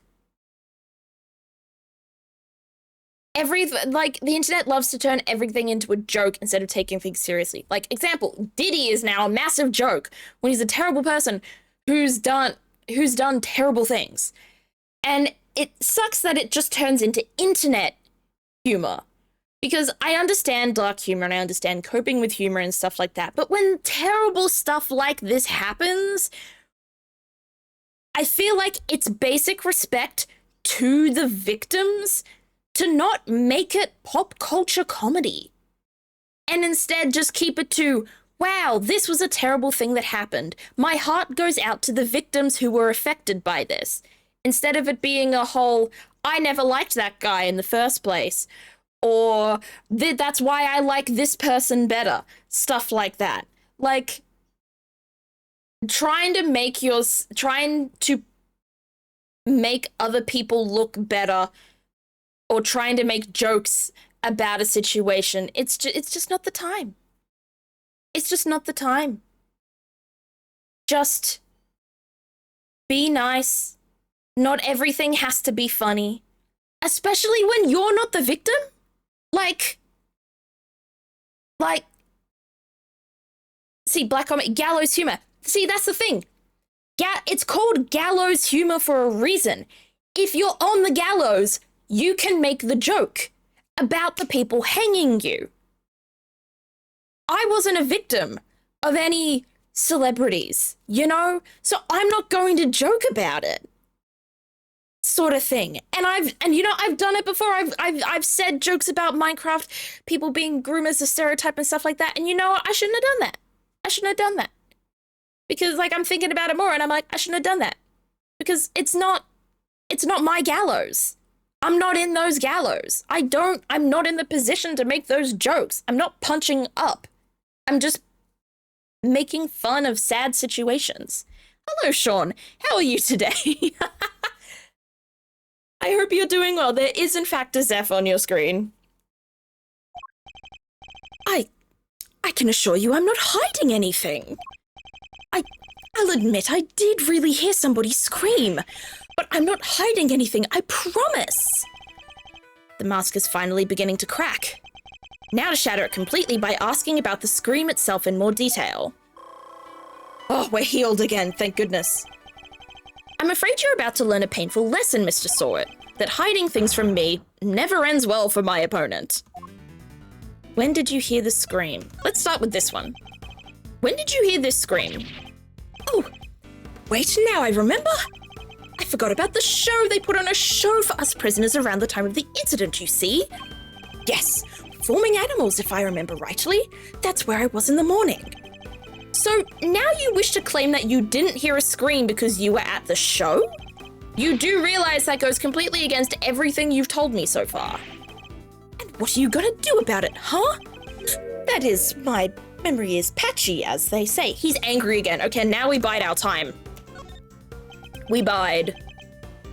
When he gets angry and then he gets apologetic. So now we have to take advantage of his apologeticness.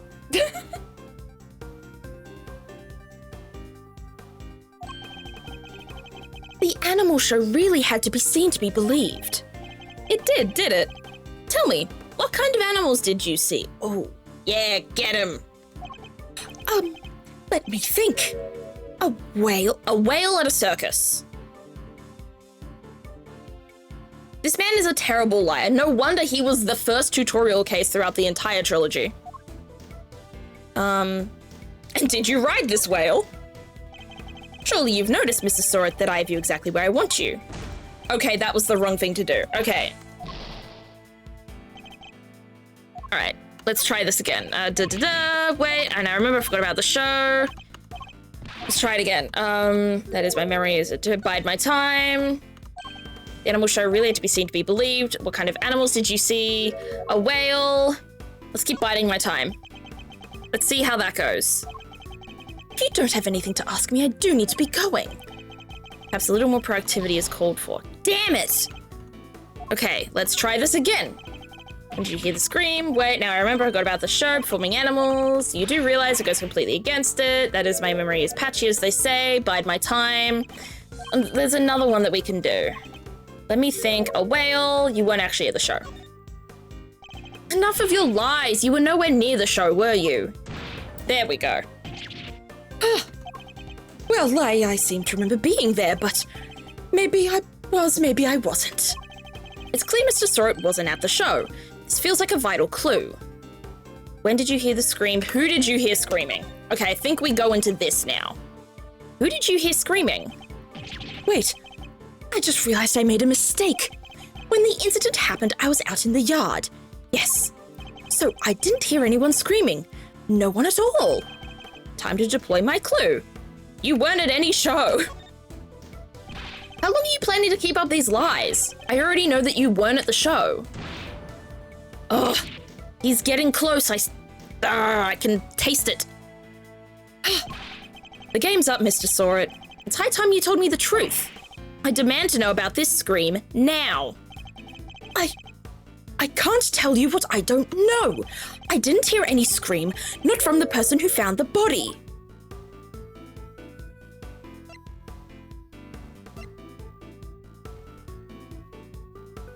Bide my time?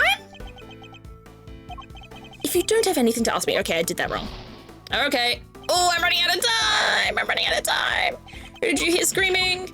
That was in the yard. Time to deploy my clue. You weren't at any show. I already know you weren't at the show. Oh, I'm so running out of time. I didn't hear any scream. Wait, it wasn't the victim who screamed. How curious. Most people would assume that the scream had come from the victim. So then, why do you think it came from the person who found the body? Oh my goodness, we're not cracking him! Can we crack? I made a mistake, that's all. How, Mr. Sawit? How did you know that it was the person that found the body who screamed?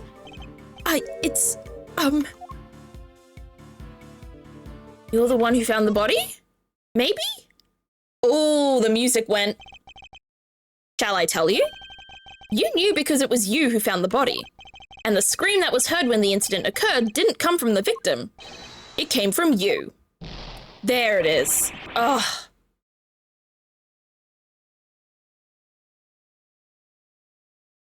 You think this man would be happy to actually be a witness in this time instead of the murderer? Unless he is the murderer. But I don't believe it.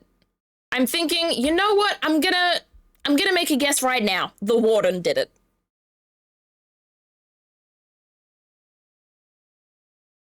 That's my guess. That's my guess.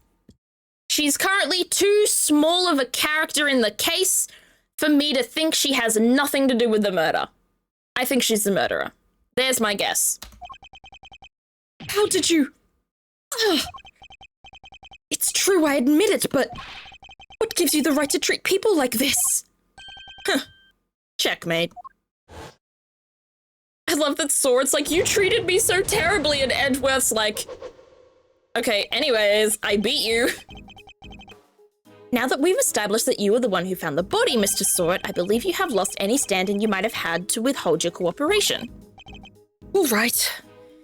You win. But I'm sure I won't have anything useful to tell you.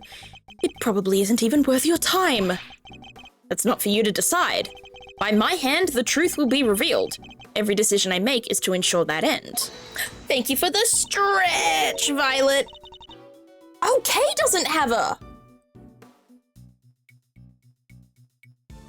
Interesting. Kay also doesn't have an objection voice. I didn't notice that until now. Maybe she hasn't done an objection till now.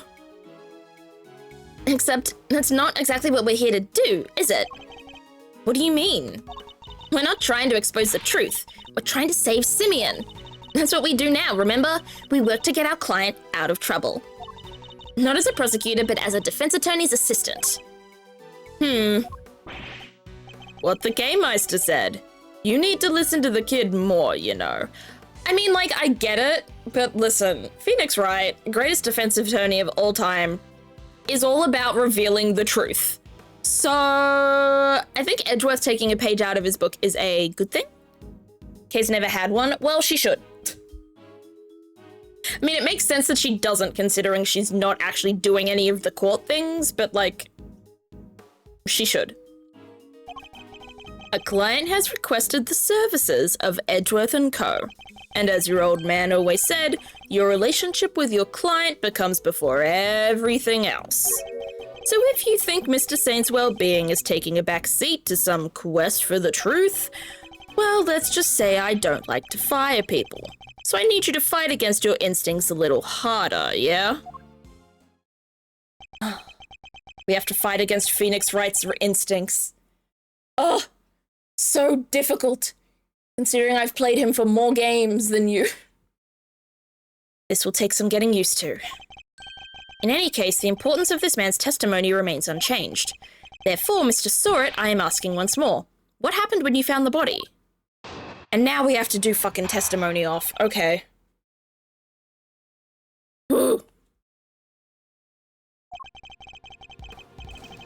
I was in that workshop there by myself, practicing what I'd learned. I don't remember how, but I found myself in front of the door to the other workshop. I happened to peek in through the little window, and then I saw him lying there. A man not moving. Dead! I quailed in fright and found myself screaming in sheer terror. Nah, he heard something. He doesn't remember how he ended up in front of the door to the other workshop? That's a nothing burger. Let me get this straight. The room you were in is next to the one where the corpse was found? Yes, that's right. I was in workshop B. And you were there the whole day? Yes, from the 7 a.m. roll call onwards. There are 3 roll calls a day, you see. 7 a.m., noon, and 9 p.m. And they check who's in the workshops during roll call, correct? That's right. Nothing was reported to be amiss at 7 a.m., which means that Knight's body wasn't in the workshop yet at that point in time. Okay, so we have a potential time of death between 7 a.m. and... When was the body found? I don't remember. When was the body found? Nothing tells me. That's fine. Guess that means the murder took place after 7 a.m. Which puts it right around the time the show was happening. Ah, yes, the show. I remember the other prisoners going to see it. And therefore, anybody who wasn't at the show has no alibi. Would that be a fair assessment, Mr. Sawit? I guess so, but I only found the body, I swear. There's a clear contradiction in Mr. Sawit's testimony. Rooting it out should be my first priority. All right, pressing time. I just clapped my hands together like a seal. Oh. I was in that workshop by myself practicing what I'd learned. Press. What exactly were you practicing? How to be a pet stylist. I'm a model prisoner. So he keeps saying. I feel like someone who's a model prisoner doesn't talk about how much they're a model prisoner. It feels a little arrogant, or like desperate for approval, maybe. Hold it! You found yourself there. That's right, and then I found myself peeking through the little window in the door. Why did you think to do that? Gosh, I don't know. I just found myself doing it, really. You clearly weren't concentrating on your work. That's not true. I'm a model prisoner. It's just all the other prisoners had gone to watch the show. I guess I was kind of lonely. Like being stuck at school after everybody else has gone home. Oh, felt that.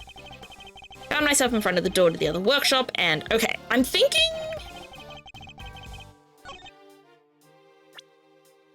What do the doors say? They open the doors as if an animal is detected, but raise the alarm if an inmate's bracelet is detected.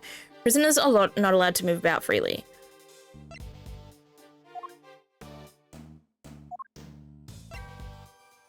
I'm thinking the doors might do it, but I'll keep pressing.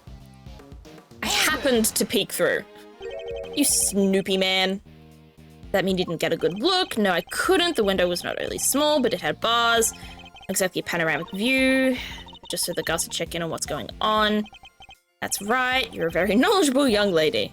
I love how everyone is calling Kay smart. I love my girl. I have to remind myself to address this newfound interest later.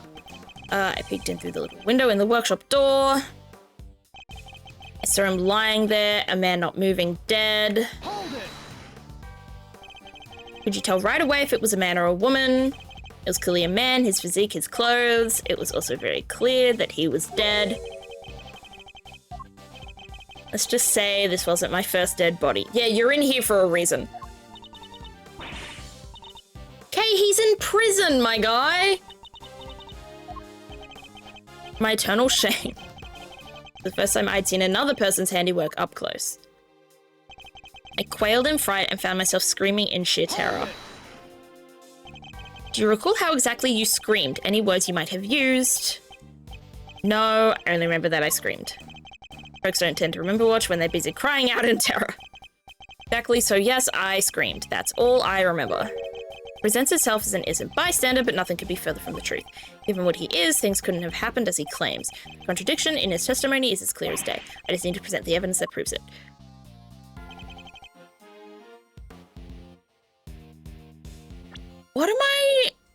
What am I missing here? Map of the facility, including the detention center and the prison proper. No, I don't think that's anything. The chessboard. You haven't opened the chessboard yet. Maybe we should open the chessboard up. Maybe there's something in there. I can't believe we haven't looked at this evidence yet. Oh, it's just the chess pieces. Okay. Cool. Normal chess pieces. Bummer, I was hoping for something interesting in there. Okay. Okay. Rope discovered on the knight's body. But raise the alarm if an inmate's bracelet is detected. One glove was found at the crime scene. Suffered a blow to the head. Some of these were being stored in Workshop Bay. Okay, he's from Workshop B. You'd head out for the night? Good night, Violet. Thank you so much for stopping by and hanging out again. It's nice to have you around. I'm gonna go... This is it. It's not? What's the contradiction? I don't have a contradiction. Miles Areno, that's definitely a nickname. I'm comforted like a child. I was in that workshop. I was in that workshop there by myself practicing what I'd learned. Objection! No, I keep... It's not the doors? I don't see its significance. It quite clearly contradicts your testimony. No, I got it wrong again.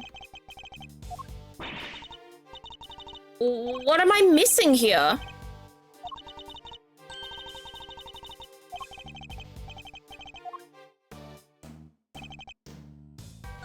Don't remember how, but I found myself... I feel like this is where I have to present, but I don't know what to present. Like, what do you mean? I don't remember how, but I found myself in front of the door. Happened to peek in through the little window. And then I saw him lying there, a man not moving, dead.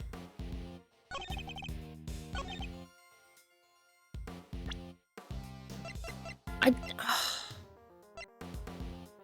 don't know. I don't know. Open the doors if an animal is detected. Raise the alarm. It says here, prisoners are not allowed to move about freely. So that's why I'm thinking, how did he get to the other workshop?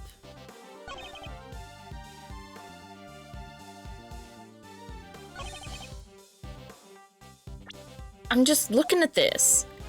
Held 3 times a day, 7 a.m., noon, and 9 p.m. The victim's body had not been found at the time of the 7 a.m. roll call. It's not that. They're not that.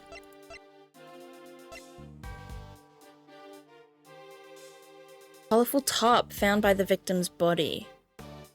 Maybe it was this? Objection! Nope. The music is still going. What am I missing?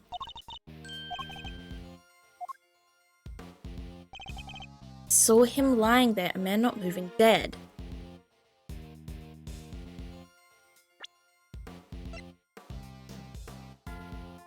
Maybe it's this? Objection! No. I don't have it. I like don't even remotely have it. I don't want to Google this. Chat, is there anyone here that knows the answer? Or wants to give me a hint to the answer? Because otherwise, I'm just gonna look it up. Because I'm genuinely stumped. I was in that workshop there by myself. Did I already present the doors? I think I already presented the doors on this. I think I'm gonna have to Google it. I'm Googling. Took this up. Prosecutor's Gambit walkthrough.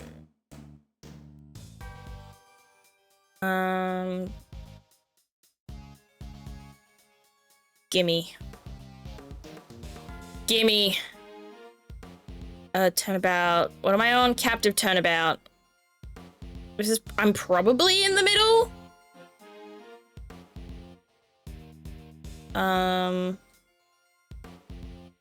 Okay, this is the middle. Rebuttal finding the corpse.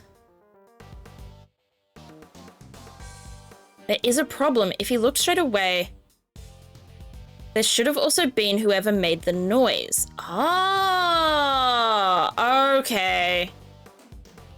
That gives me some spoilers, but alas.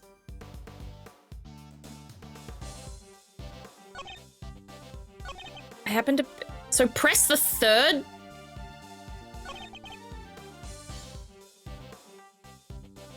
Let me tab back. What does that say? Oh, I'm on the wrong one.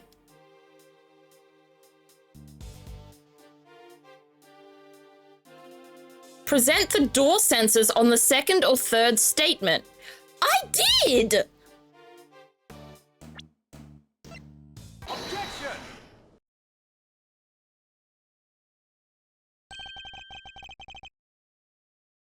I swear I did! What? So I was right. I must have just done something.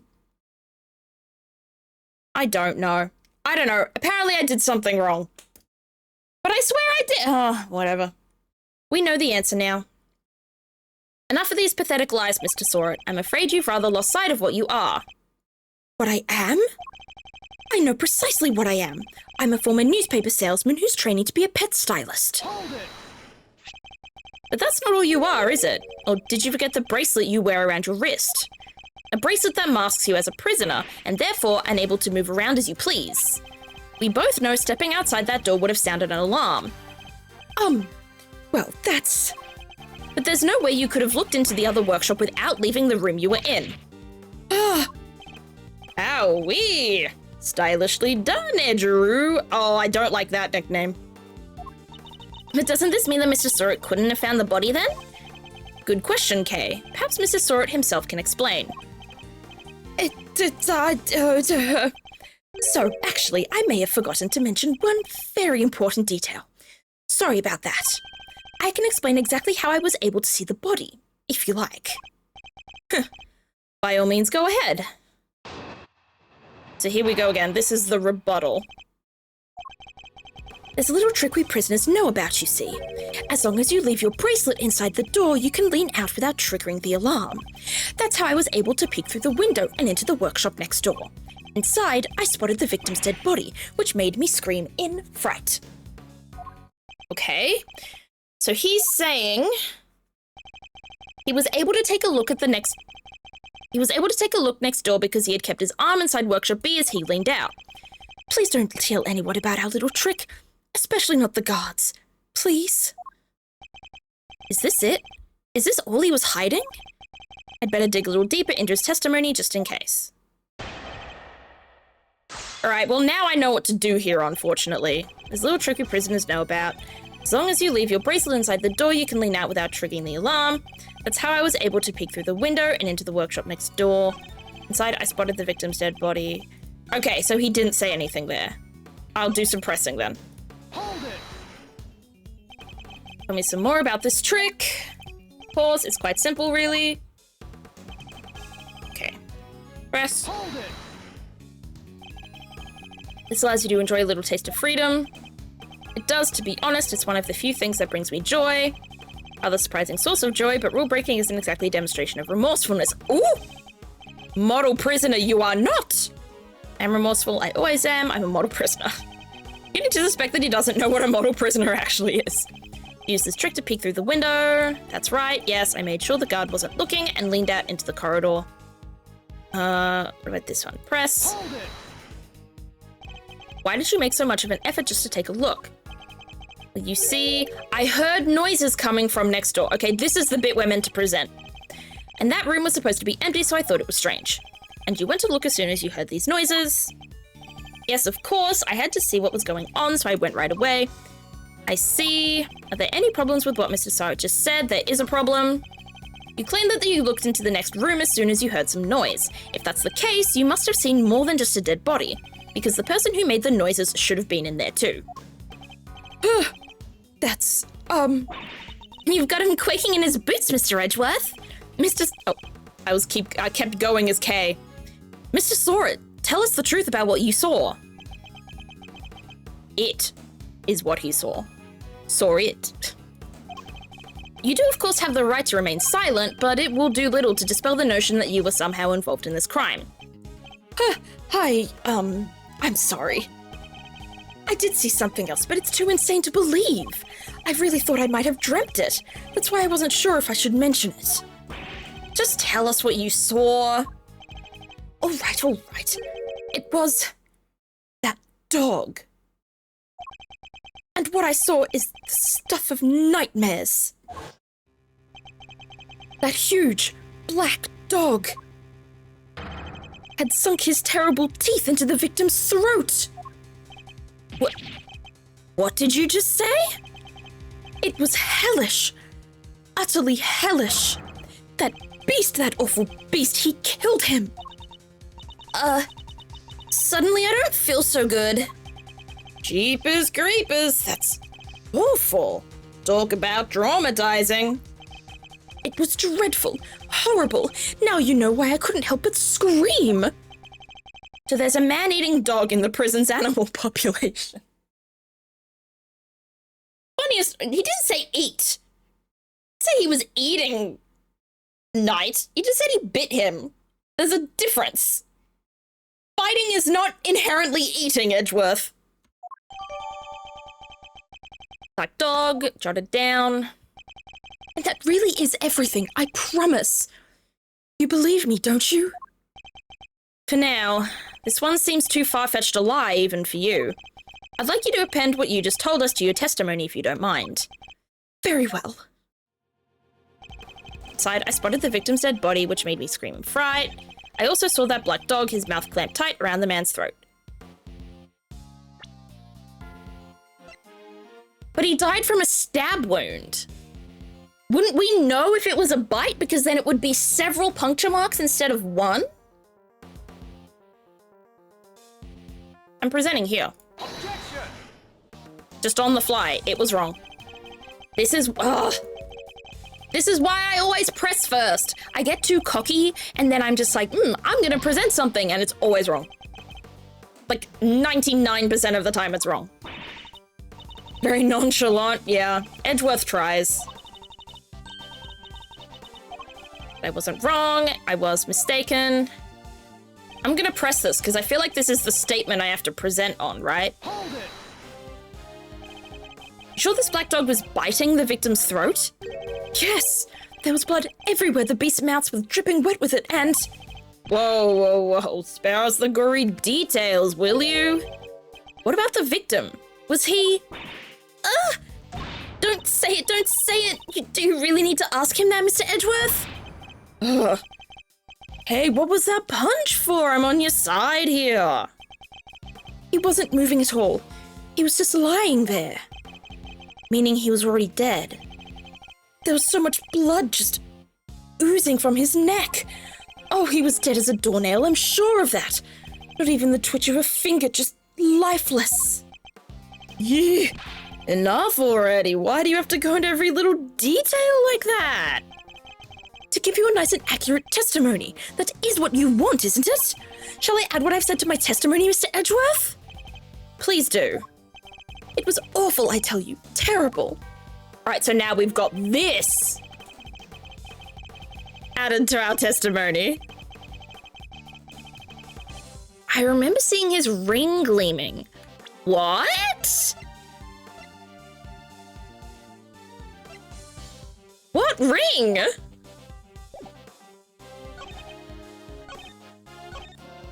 Alright, let's just do this one first. In a very vivid picture, I had a front row seat. I could almost feel the agony of the poor man's final moments. Don't think I'll be getting any sleep tonight. Poor Kay. Sometimes you forget that Kay is literally 17. Like, she's gonna be traumatized out of her mind about this. That's unfortunate. It's all your fault. I'll be having nightmares tonight myself. It's all still so fresh in my memory. I remember seeing his ring gleaming. A snowflake motive in relief. You seem to have a very clear memory of this ring. I used to go door to door selling newspaper subscriptions. I had to take people in at a glance, their appearance, their mood, that sort of thing. Figuring out who exactly you're dealing with is the first step in any sale. Except in this case, you were figuring out a corpse. What can I say? Force of habit. One that served me very well in my sales career, if I do say so myself. Even so, you seem to have remembered things to an uncanny level of detail. I suppose, nevertheless, it's true. I remember the ring, the relief, all of it. Is what he's saying even plausible? Perhaps I should take another look at the condition of the victim's body as we found it. I know what I saw, Mr. Edgeworth, and my eyes don't lie. Sir Knight was bitten in the throat by a dog that lives here in the prison. Not the most plausible of explanations, but I have to say. So I'm guessing we have to present the body on the final statement? I felt like I got a hint there. Probably ask Mr. Stewart a little more about this dog. Let's go to the last one. The fact that he knows about the ring. Let me look at this. You couldn't see a fucking ring. Present. Objection! You couldn't see a ring. A ring with a snowflake relief. Yes, I saw it clear as day. It was carved in such fine detail. Interesting. Your testimony is clear and certainly very accurate. In fact, I'd say it's just a little too accurate. And? What's wrong with being too accurate? I mean this. You testified to having seen a ring with a snowflake design on it. And while the victim did indeed have a ring on his finger... See? Exactly as I said. There is no way you could have seen it. Take a look at this photograph. Look at this photograph. As you can see, the victim's right hand was covered by a tarp. It would have been impossible for you to see his ring, let alone what design was on it, unless that is you approached the body and removed the sheet. You told us earlier you only took a look through the window in the door, but you seem to have seen quite a lot from such a disadvantaged location, Mr. Sawit. Who the heck do you think you are, huh? Mr. Big Shot acting like you know it all. I mean, I saw what I saw, I swear. Oh, I know. That man's arm must have moved under that top after I peeked in. He was dead. Bro. Objection! Nonsense. You already told us that can't have been the case. Wasn't moving at all. He was just lying there. Meaning he was already dead. It's almost like it's his job to know things. Hi, Arcane. How you doing? Welcome in. Welcome in. You said it yourself that the victim was already dead, and dead men don't move, do they? Ooh-wee! Is that the stench of eau de desperation I smell? What are you hiding, Mr. Sawit? Tell us. No, You're wrong. I know what I saw. Oh, okay. Oh. He's bald now. Congratulations. Not the toupee. It's, yeah. And this isn't the first. This is not the first guy that has gone bald because of an interrogation. Probably won't be the last either, because honestly, it's funny as hell to think about. Oh, I got ink on my finger. Oh, I hope I didn't get it on my shirt anywhere. I like this shirt. You couldn't let it go, could you? Had to keep on poking and prodding. You slimy two-bit associate attorney. Seems the real Mr. Sword has finally revealed himself. Whoa, that's quite the rug he was rocking. Came straight at you like some kind of flying black cat. Look, I'm just a sweet, innocent witness here. You are in prison for murder! I don't care for the sweet bit, but innocent is just not true. But are you really? Because I must say I have doubts. Very serious doubts. What's that supposed to mean? You saw something that should have been impossible to see from the outside the workshop. So, how did you do it? That's simple. Mr. Sorit, this is where you were standing when you saw the body.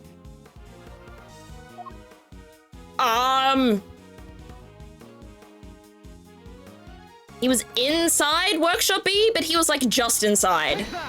I'm thinking? This is where you were when you saw the body. How could he have seen it from there, Mr. Edgeworth? Oh, okay, so this was wrong. No, most certainly not. To think about this more carefully. Oh, no. It was Workshop A that the death happened. And there's only one place he could have been. My bad. He was in Workshop A. Take that! You were in the same room as the body. That's the only way you could have seen the relief on the ring.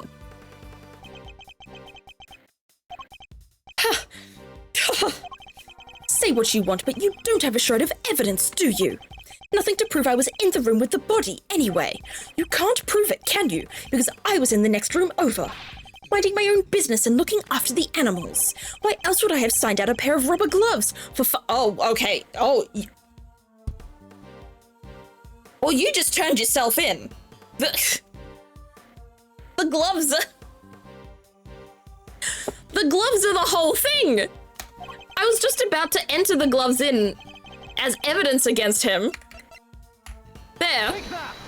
But then he brought it up himself. Ning nong. Remind me, Mr. Sorit, what were you doing when you discovered the body? How many times do I was practicing my pet styling techniques. Of course.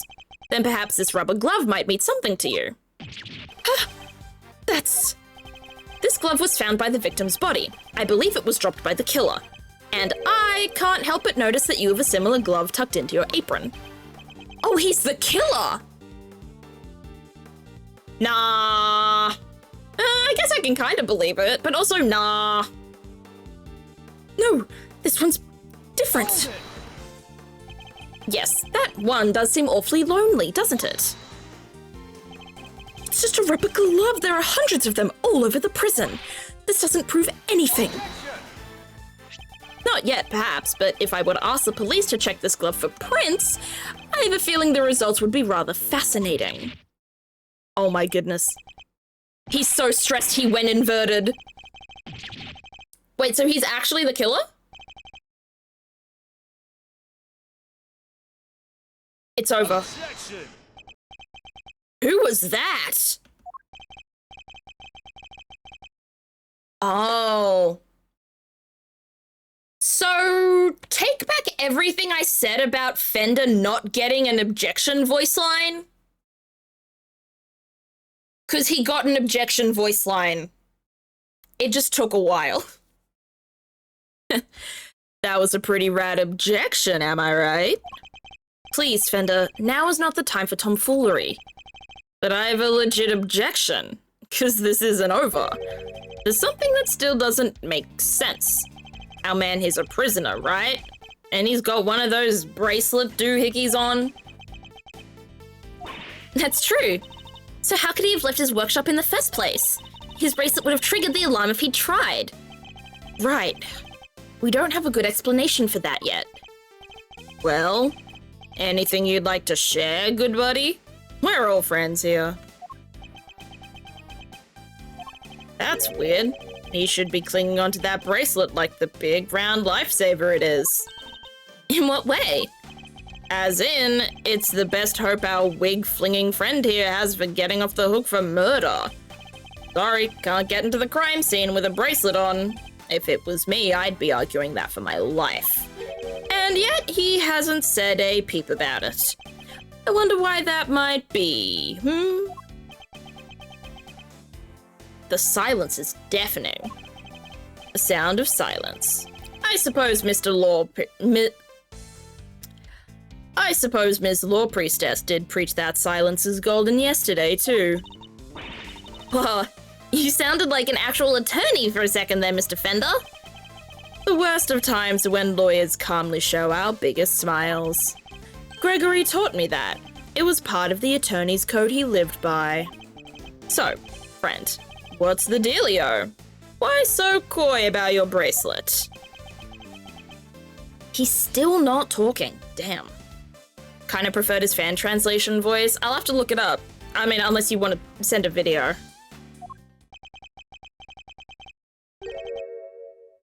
Did he just put the wig back on? No way. Well, to tell you the truth, it's broken. Broken? I fell over a little while back, you see, and hit it on the floor. See, I don't think he's the murderer. If he was the murderer, he would be saying, I've got the bracelet, I can't have done it. Who handed you back your hair? Maybe he's got them in his pockets. The thing is, he grooms animals. Maybe the wig is made out of fur. After that, it didn't seem to set the sensors off anymore. I should have told the guards about it, I know, but, well, it was awfully convenient. I see. So your bracelet is broken.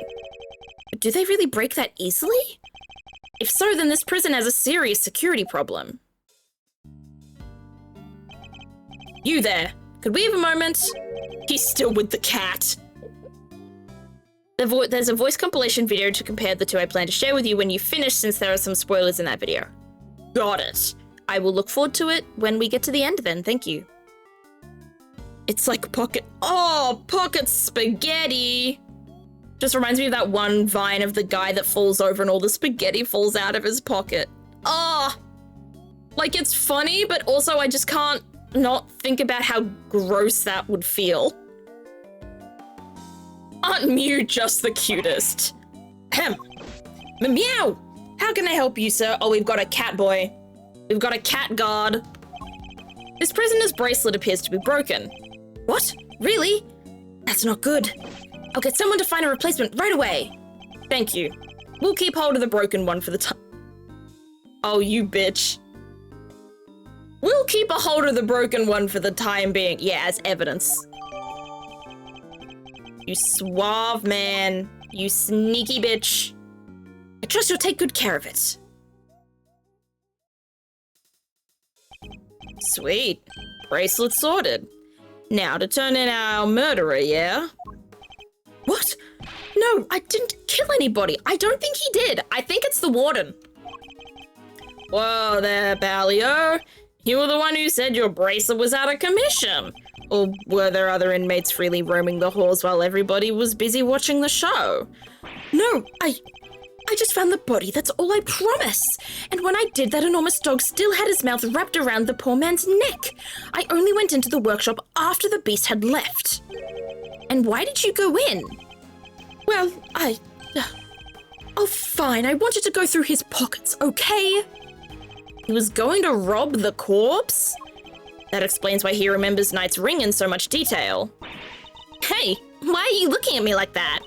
I'm a great thief. I'd never stoop so low as to steal from a... Well, I didn't steal anything either. The show ended just after I'd entered the room, and all the other inmates came trickly downstairs thereafter. I panicked, rushed back to the other workshop, and started my fake screaming. And dropped the glove in your haste, huh? Okay, we've got more context on the glove.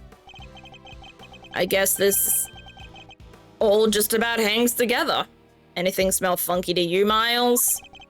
Other than whether Mr. Solwood is the one who did it, I'd say one very significant question still remains. The question of how Knight made it into the prison proper from his holding cell in the detention center. Ooh, yeah, that one's a doozy. I also can't help but wonder about another key feature of Mr. Sword's testimony. The dog, yeah. That dog's involvement can only mean one thing. Mr. Sawit. Yes? What is it? Were you the only prisoner who didn't go to watch the show?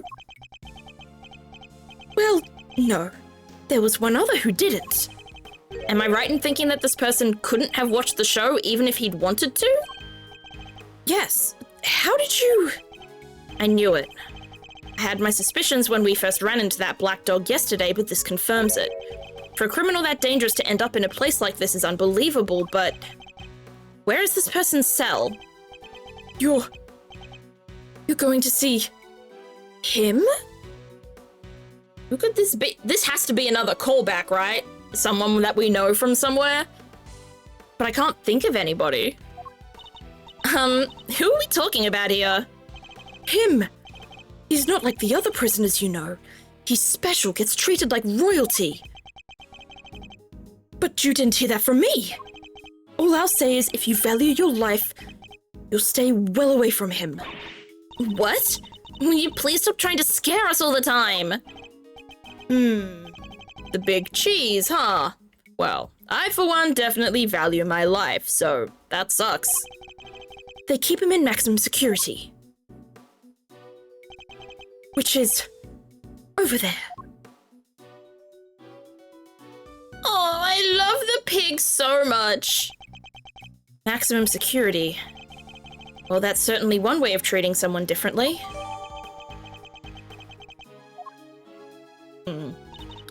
Alright, quit being so mysterious and tell us who he is already.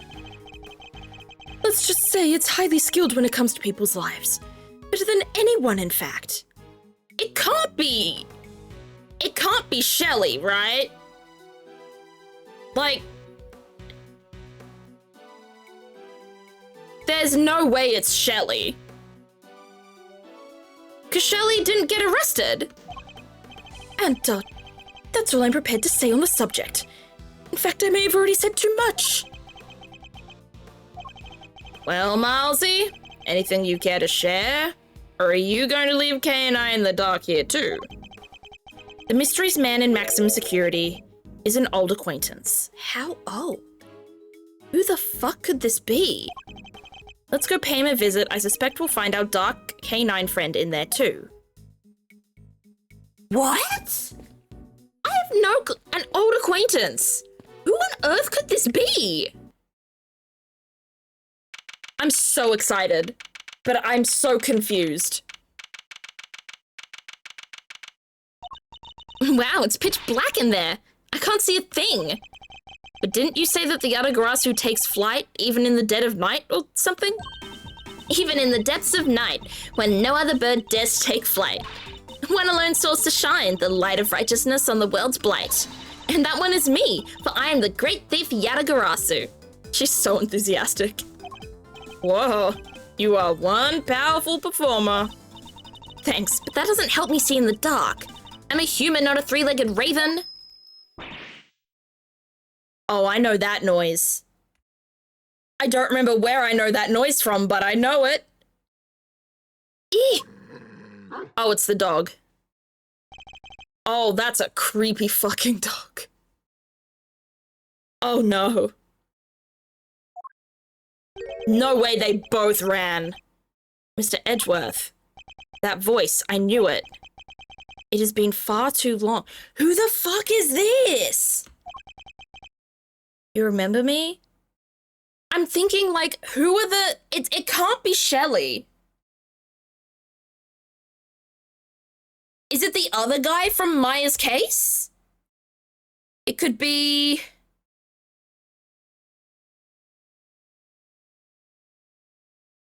I don't know. It could be anyone that we've got convicted before from 4 games. We have 4 games worth of murderers to pick from. Hardly forget now, could I? After all, you are the one who put me away. Is this the extraterritoriality guy? Mr. Edgeworth? Are you talking to that dog? Or is there someone else in there? Still can't see a dang thing. Oh, but I'm forgetting myself. Forgive me, I do not often receive visitors. One moment, I will turn on the lights. I'm scared.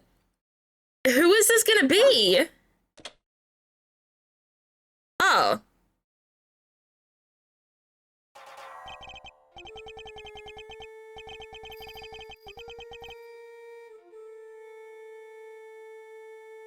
I've never seen this man in my life. I was thinking it was someone that we would know from other cases. But, like, it's not. It's just it's a conehead. It's just a conehead. Okay. I was sitting here trying to guess. His inmate number spells boss. Oh, that's totally not coincidental. All right, now I need to think of a voice for this guy, considering I've never met him before. You are a heavy-footed lot. Am I right in thinking there are 3 of you in all? Very well. Perhaps we should start by introducing ourselves. I am Bodhidharma Karnas.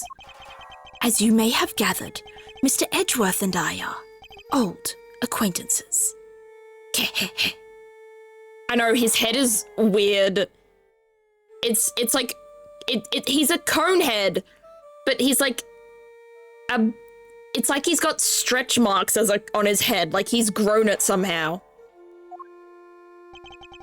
Karnas was a notorious assassin. Some knew him as the Blind Butcher. Ew! But also, this is cool as fuck. Like, thematically, this is cool as fuck. But it's also creepy. His only weapons were a vicious hunting hound and a fearsomely sharp knife. His appearance was always announced by the sound of bells. The last sound his victims would ever hear. Okay, maybe it's not the warden. No, I feel like there are... His fan translation is Siran Dogan. Siran being Arabic in origin. Well... I don't know which one I like more. I guess I have to figure out what Bodhidharma Karnas means. But, oh, this is a terrifying guy. There's still something up with her. Maybe she's involved. Maybe she let him out. Maybe she let him out of maximum security to do it. No, I'm thinking her whole, oh, I'm a passersby, I'm gonna see you for 2 minutes. She's still suspicious to me. Either this guy is a giant red herring or they did it together. It's a pun on him being an assassin. Body harmer. I did not realize that. Of course it's a pun. Well, Mr. Edgeworth, am I to guess why you have come to see me? You know why I'm here. In fact, I'm willing to bet you know every detail of this sordid little affair already. Then I suppose we have nothing to hide from one another. Oh my goodness, puppy jump scare. I don't think he's the killer. He's either just completely innocent or he's in on it with the girl. I don't know. I'm just getting the real inkling feeling that this is a giant red herring. This man's name should be Red Herring. 2 D's in red, 1 R in herring. Or maybe Redder Ring. R-E-D-D-E-R, and then Ring is his last name. I'm coming up with really good pun names over here, Ace Attorney. Hire me. Hire me as a creative... something. Your faithful canine friend is currently the chief suspect in a murder investigation. The person who found the body saw a dog with its mouth around the victim's throat. Your witness is mistaken. Helmut is a gentle soul. He is my eyes, nothing more. It is absurd to think that he would do such a thing, isn't it? boy. Yes it is. You're a good boy, aren't you? Helmet is more than a mere seeing eye dog. He's certainly no good boy. He's also a trained killer. A weapon once used in this man's sordid trade. This witness of yours, he is trustworthy, I assume. We're in a prison. Everyone is untrustworthy. Ugh. Sorit is anything but trustworthy, and he's still very much a suspect himself. I can hardly claim that his testimony is beyond reproach. No, then. I thought as much. Yes, I did, Helmet, yes. It figures that he already knew who our witness is. What about your alibi? Even murder doggos are good boys at heart, yeah. They were trained to do it, or they didn't get enough training to not do it.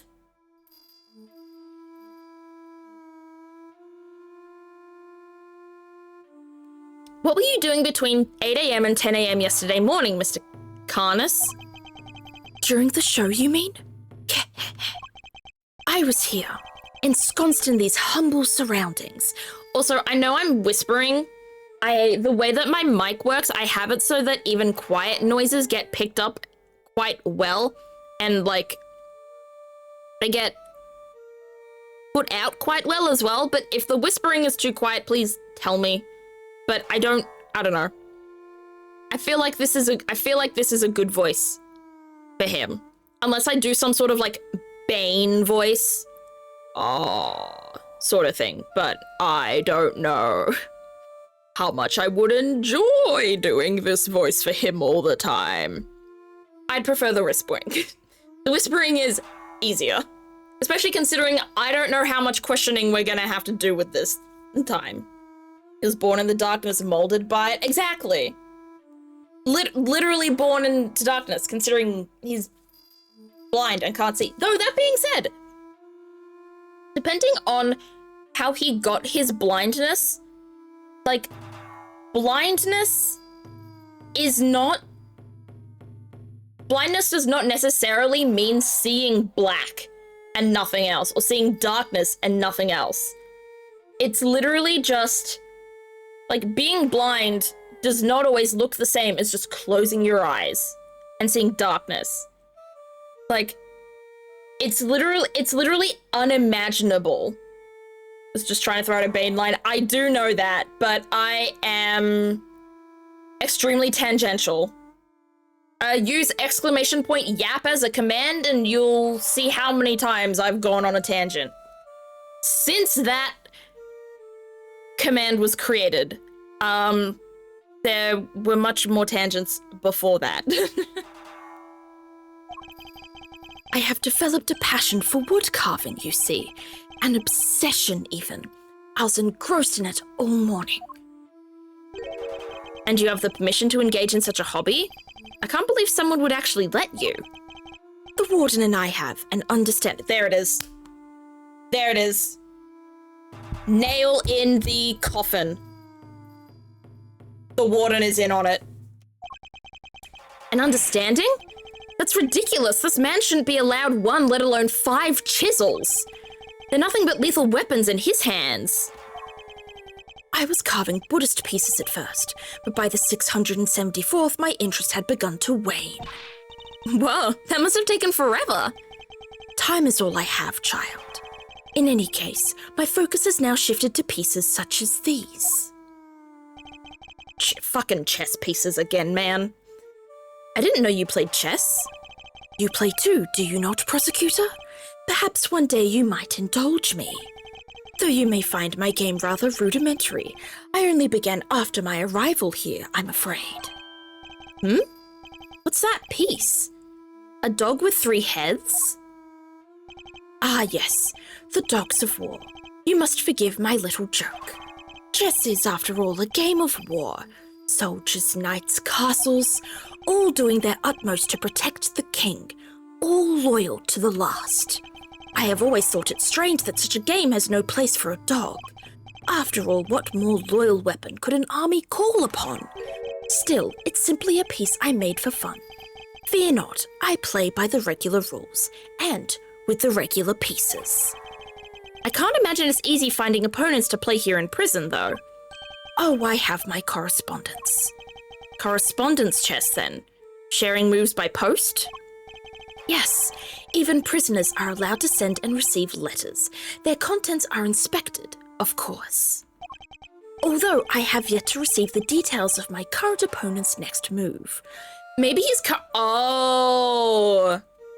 Was his current opponent Bronco Knight, and that's why he wanted the chessboard? I'm putting things together. My brain is connecting the dots. Let's slip the dogs of war. What is that a reference from? I feel like you're referencing something again, but I could not tell you what. Interesting. And dog chess piece. So that's evidence now. Okay. Sounds like this current opponent isn't a resident here. Oh, maybe it's Shelley the killer. I feel like those two would be correspondence. Oh, Shakespeare line. I never got into Shakespeare. At school, when I did English classes, when every year, when the Shakespeare unit came back up, I dreaded it. Hated it so much. I suppose you know the identity of the deceased, Mr. Carnus. His name was Bronco Knight, was it not? Poor, unfortunate soul. You keep your ear to the ground. My ears are all I have, Mr. Edgeworth. Why am I not surprised that he's plugged into the prison's information network? But perhaps he was not so unfortunate after all. What do you mean? Mr. Knight's crime was a grave one, a crime for which he would have been made to pay dearly anyway. The attempted assassination of a president, that is no small matter. Attempted assassination? Wait, Mr. Edgeworth, didn't Mr. Knight... Yes, we proved that he murdered his team leader, and there was no attempt on the president's life. Could it be? Are they attempting to cover up President Wang's fake assassination scheme? Whoa there, cowboy. You're saying the Bronxter didn't actually have a pop at the prayers? Who's doing the cover-up? I was hired to defend him on the charge of attempted murder. Wait. Oh, that blows the case right open, kind of. Oh, there's a conspiracy here, baby. We've got some problems. You mean you don't know what really happened? So what, they just blamed the whole assassination thing on Mr. Knight? It would explain why the committee was so keen to get involved. Of course! They took you off the case to try and keep you away. And swapped in that Wiener kid to push through an attempted murder charge. In other words, they're trying to cover up the truth. So they really were trying to frame him? Huh? According to the guards, this Knight, was it? They tell me he was violently insistent that he had attempted no assassination. Which would have come out anyway when the case went to trial. I am no expert in legal matters, but allow me to say this one thing. I know for a certainty that he would not have been the first inmate imprisoned on false pretenses. Ugh! An uncomfortable fact, but a fact nonetheless. Yes, Helmut, yes it is, yes. The courtroom is not always the bastion of truth you believe it to be, Mr. Edgeworth. No bastion of truth, huh? I've heard something to that effect before. Yes, from a certain Interpol agent who doesn't have much faith in prosecutors. Are we gonna get a Lang comeback? Please, please, please, please, please, please, please, please, please, please, yes, please, please, please, please, please, please. Please. Please. Please. Please. Please let Lang come back. I was never able to fully dispel his mistrust of prosecutors. Even Helmut understands. Don't you, Helmut? Yes, you do. The truth's revealed in court and your deductions. It is dangerous to trust either implicitly. Ugh. But I am not bitter. You are not the first to make me a subject of unfounded suspicions in recent days. Okay, so what I'm getting here is that The theme of last game was to not follow all the rules of the law. The whole theme of the game, of last game, just AAI 1, Mars Edgeworth, was about him bending the rules, finding loopholes, working above or below the law. This second game, I think we're finding the theme here. And the theme is the truth. What is the truth? Trusting the truth. Trusting people who you think tell the truth. Lying, not lying. Figuring things out. That's what I'm guessing the theme of this game is. Because of the whole, they're covering it up. They're framing this guy. They're framing Knight as an attempted assassin as opposed to a murderer. Interesting. This adds a whole new layer to possibly just this case, but I'm thinking the entire game. Considering this game, I think, is going to be completely and wholly connected every single case, the same way the first Investigations game was also completely connected. In fact, I was visited by another prosecutor yesterday. He was accompanied by a judge. They even dragged the warden along, her distaste for me lingering unspoken in the air. Not those two again. Prosecutor Winner and Judge Gavell. They went over my cell with a fine-tooth comb, but they left empty-handed. They were looking for the murder weapon, I believe, to no avail. But I mustn't take it personally. Rumor has it that they searched every cell in the prison and still failed to find what they were looking for. I pray they weren't too disappointed. Interesting. Okay, so they couldn't find the murder weapon. I'm still thinking it's the warden. I think it's the warden. I'm so convinced it's the warden. Working with him somehow. Well, that posed more questions than it answered. What do we do now? Sword's testimony is flimsy at best. I'll need more proper evidence if I want to take Karnas on. What evidence? Well, I think that's quite enough chit-chat for one day. Helmet will show you out. Good boy, Helmet. Go on now. I'm not sure how good that is. He's not showing us out permanently, right? Let's get out of here, come on!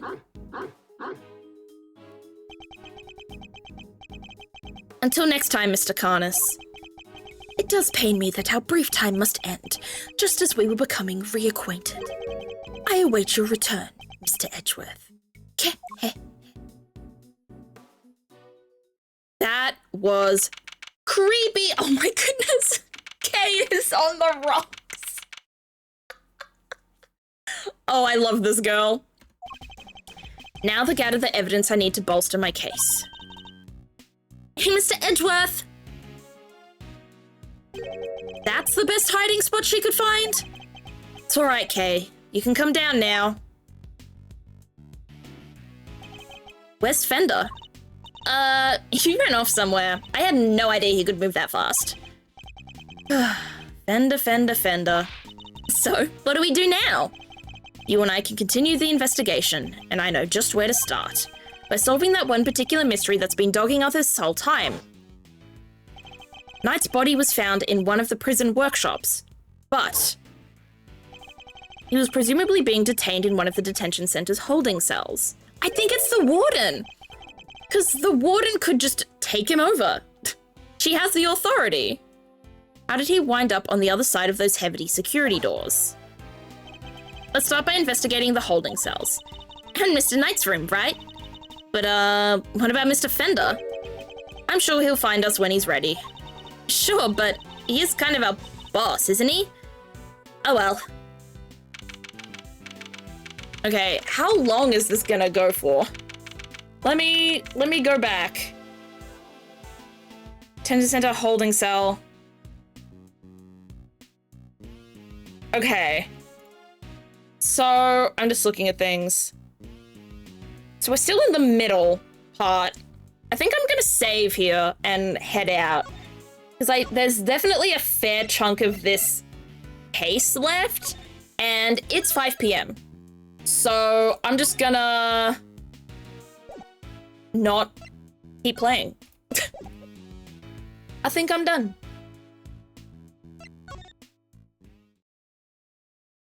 Oh, that was good. That was so much. I'm actually, like, I feel like one thing about the difference between the original trilogy of Ace Attorney games and these two spin-off games, I think the massive difference is just how much deeper it goes. If that makes sense? Oh, damn it. I was gonna raid someone, but it looks like they're not here to raid. Bummer, they must have stopped streaming. I saw they were live earlier. It was their birthday. And now I don't. Oh no! Found them. Found them. Let's raid someone for their birthday.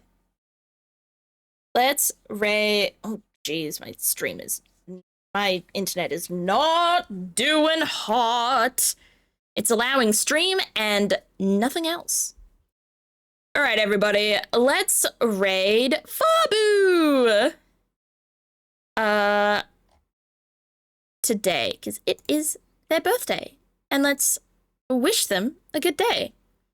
Can the raid message be, it's a monster house? I don't know if they'd understand the reference, so I'm going to say probably not. Just in case. We can just say happy berry birthday or something. Berry raid, happy birthday. I'll make the messages myself. Berry raid. Happy birthday. Okay.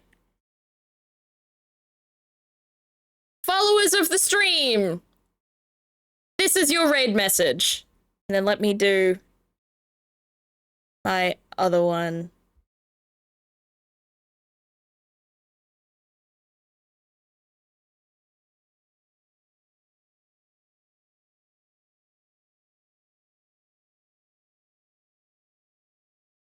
There we go. And then and then for subscribers, that will be the message. Thank you so much, Sanic. I appreciate that a whole lot. All right, everybody, let's start that raid. The raid works, please, please, please, please. I hope Lane comes back. I do.